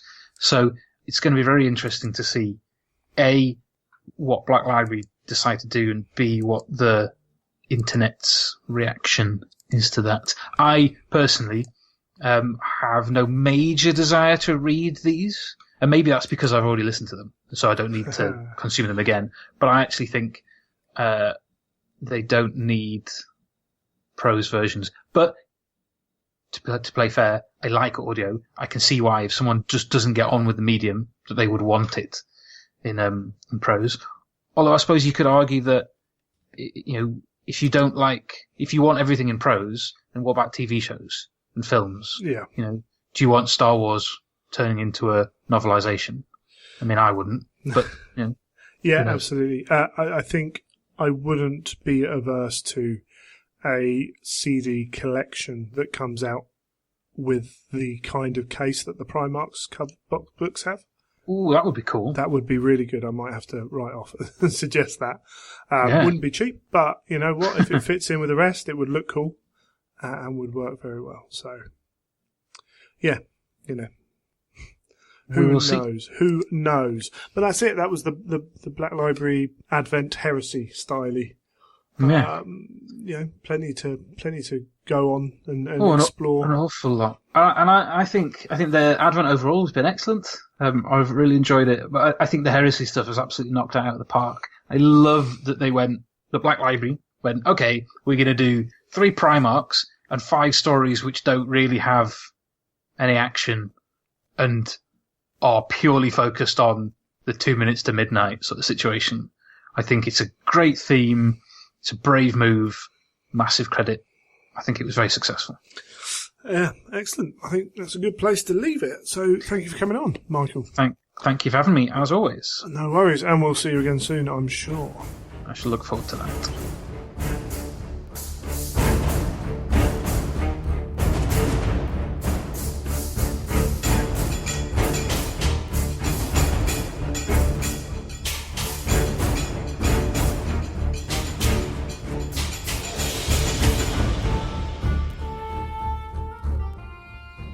Okay, we made it to the end of another show. I know I said when I put up the photo of the rulebook that we'd talk about it, but having had a brief look through and not having the time to go through it in detail, like most of the changes are what was talked about by Andy on Warhammer TV. We've discussed most of them. They've been out there.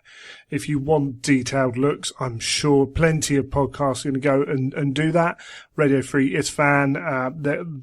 Their latest episode goes and does that, so you can go over there. It's a lot of, unfortunately, nature of the beast. It's, page 100, this rule's ever so slightly changed. Some are more important than others. Some are merely confirming common sense, shall we say? You know how there are certain rules. Yeah, I mean, is there anywhere? I know sometimes when they've done updates on read books, there's been a helpful person that's done a breakdown of all the changes on a website somewhere. I haven't seen a full one yet. I literally am keeping an eye out for real issues, you know what I mean? FAQ potential, things like that. So, I mean, there are small things which we're going to have to learn as gamers. And let's face it, I don't think a single person plays every single rule correctly in this game because there are so many of them. And particularly if you've been in this game for a long time, you'll start referencing 3rd edition rules because you played that for so many years straight. Yeah, I've done that many times. It happens. I also think certain people will look for issues that aren't there and will, like the FAQ culture. Like, there are certain questions that get asked in FAQs and you think, really? That was an FAQ?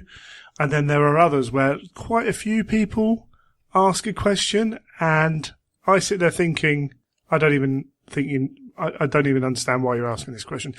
For instance, the statement in the Heresy book that if you have no models on the table, you lose the game, period. Where in 40k it was at the end of a game turn. It's like, well, it's obviously supposed to be end of a game turn. Otherwise, every single drop pod assault, which all starts in thing is you can't take that right of war and use it how you're supposed to, or one way you're supposed to. It's obvious that it's not supposed to be that way. You know what I mean? Yes, yeah. Yeah, and a lot of them come through contradictions in rules, and that is the way the rule set's written. So in the new book ordinance, you can't, there's a statement under general ordnance that you can't snapshot it. And then in the vehicle section, it says that you can, if you're moving at cruising speed, you can snapshot ordnance. Right? That, to me, quite clearly says that this is the base rule, but the vehicle rule works different. And I believe, if I remember my conversations correctly, that was what they meant the first time when they brought out the FAQ, which confused people. It just it makes sense that way, and it doesn't. Just because there's something written like that doesn't mean there has to be an issue with it, or it then has to be clarified. That is fairly clear. I mean, it could be wrong. It could be a mistake. But if you start looking at, well, that could be a mistake, you'll go through the whole rule book and find loads, because there are special rules contradict base rules. That's what they do. So if something's under a specific section, it should override whatever's in the general section. So, and there are lots of very small things. I mean, we had, there's a couple of changes which we're going to have to put out there, and I'm going to have to sit and try and trawl through some of this stuff. Things like knights are no longer available as single, the Lord of War detachment rules for super heavies don't list knights as just add one or two in. You have to take them as allies unless you're Mechanicum, where they specifically do. So, for people who want to come to London Heresy, say, probably a good idea to get that in the general knowledge now, that if you're planning on bringing an army and added a knight in, that's not going to be legal. You can take 2 knights and use them as allies, but obviously you can only do that if your right of war allows you to, etc., etc. And you got enough points spare. Yeah, and all that jazz. So there are restrictions on it, and need to go through and look through certain things like that as well. And because of the scarcity of 7th edition rules for 40k models now, the War Machine detachment where you're using like counts as vehicles, there are some. Yes. In theory, you can still use your old models, your old rules. But if there are no obviously easily available rules, then it comes to gentleman's agreement. And I've not got a problem with someone bringing a model that is like not current, but I want to know how they're using it. You know what I mean? and I want them to have the rules there to be able to share and things like that. So there's little bits we need to think about as event organisers for what we're doing going forwards. But yep, you can go and listen to Radio Free ESFan, and I'm pretty sure that plenty of other podcasts and media content producers will be talking more specifically about the rules. The best thing is to get the book or to discuss with someone who's got the book. I say I don't think beyond the major changes we know about, there's not a huge amount in there. So, okay, it is what it is, which is all good. What we're next thing to talk about is Patreon. So, the Patreon supporters have been amazing for supporting this show, and frankly, I've let them down a little bit.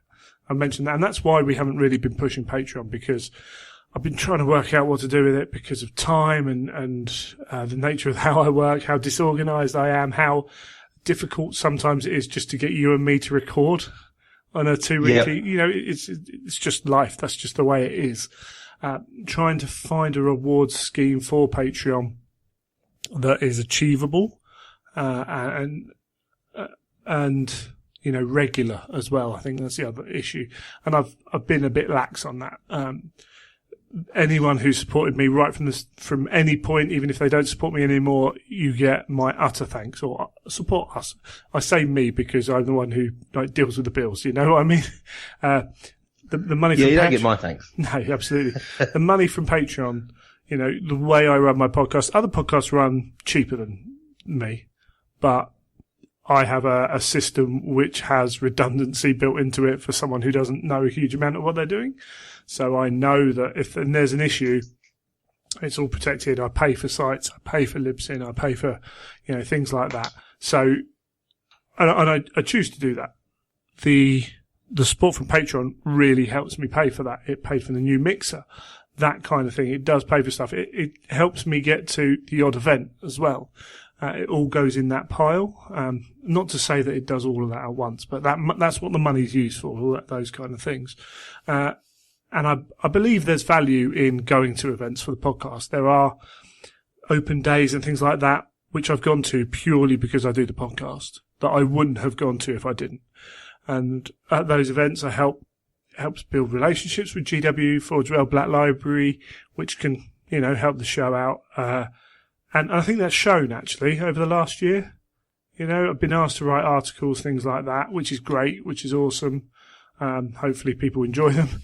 But the show's got some access, because of that. Not huge amounts, but it does help. And it also helps get to know the people involved as well. So, yeah, some people say, great knowledge or whatever, but it's just through a bit of effort. But being able to talk to people does help in that respect. So, massive thank you to anyone who supported me on Patreon. Essentially what I'm getting at is I'm going to review it. I'm going to be much more realistic with the goals, and I don't expect people to give, but certain people want to give, and that's great. I don't want to be offering more than I can offer. What we are going to do, we're going to do some giveaways and things like that. I've got some stuff stored away that we can give away, and when the show gets stuff, hopefully we can give some of that away as well. A lot of things are going to be organised start of January. There's a few bits and pieces going on. Hopefully we can get some novels and things like that maybe to give away, some posters. How many and how often will depend purely on kind of how well the Patreon goes and how much is supported by Black Library, Forge World and Games Workshop. And they don't give me direct support. This is bits and pieces where we can grab it, as it were. So it will be starting up again. If you don't know Patreon, so Patreon is essentially a tips jar. If anyone who feels like they want to can give money when the show's posted. Basically, you put an amount down, and at the moment we do it per show. And every time I release a show, post it on Patreon, and it takes however much you've pledged. You can set limits. So a number of people do. They pledge X amount per show, but only once per month. So if 2 shows come out, they still only give me 1 amount. lots of ideas about making it only do it once per month, or still stay with 2. I'm going to combine in Fanatic into it, so it's just going to be one, like, we're producing hobby content, as it were. But hopefully, it will work a little bit better. And I'll talk to Neil, and we'll try and sort some bits and pieces out around that. And as again, the problem is, Neil, you've got your work, family, etc. You're a busy boy. And, I've got jobs, and this year particularly is going to be manic, and moving house and marriage and everything else. So I could offer the world, but it won't be followed through. So yeah, there's no point in doing that, is there? No, definitely not. No. And it's always tricky with things like Patreon, because you want to try and offer rewards, but it's not ever that easy to try and do over and above what you're already doing. And actually, I've found that the majority of people who've supported on Patreon aren't there for the rewards per se. They're there because they want to give, a little tip, as it were. And it really is, that aspect of it. And if no one ever pledged me more than, the show more than $1, but a load of people did that would be awesome. Because it's just, it's a really weird thing to accept that. And I've had to learn to do it over the years, but it's kind of cool as well, knowing that people go, actually, you know what? We listen to you. Here's $1 for doing that. That's awesome. That's really cool. And I know that some people enjoy doing that as well. And it sounds like begging as well, and it's horrible, but it's not really. It's a way, if you want to support the show, you can. As I say, there's no expectations on you for doing it. But you can go to Patreon.com. Links are in the website anyway, I believe. But you can search on there for The Imperial Truth, and you'll find it if you are interested. There we go. That's that bit done. We're moving into 2018, as we said in the first part, or the second part of the show. If you've got any ideas for hobby goals or tracking them or anything like that, then send that over. That'll be good to know. You can contact the show via greg@theimperialtruth.com or Neil@theimperialtruth.com. Yeah, or you can get the show. We're on Instagram at Child of Fang. Neil's on Instagram at Neil Paints. At Neil Paints. Indeed. And Twitter as well.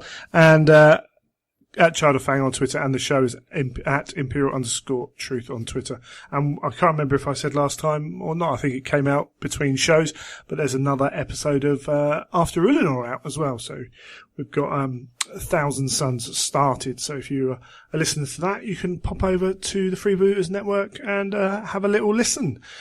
I know I've got some emails to send about getting people on the show, but if you've got ideas for the show, do send them in. It's always good, and you can find us at different events, can't you? So are you you're not at the open day, are you, Neil? I'm not, no, although I saw that just sold out, actually. Oh, have they? That's good. Yeah, which I was actually shocked about, because I didn't think it would sell out, but hey-ho, still popular. Yeah, I think it's on the Saturday, it's not on, because beforehand it was very close to New Year. I think that may help.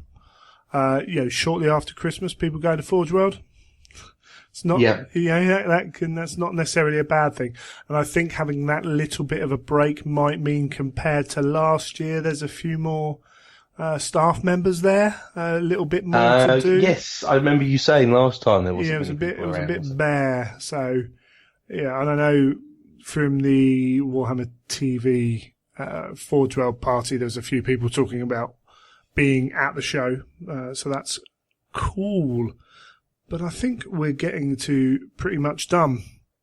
Unless you've got anything you want to talk about before we go, Neil. No, nothing new from me. Excellent. In which case, we'll leave it there. Thank you for listening. You have been listening to The Imperial Truth.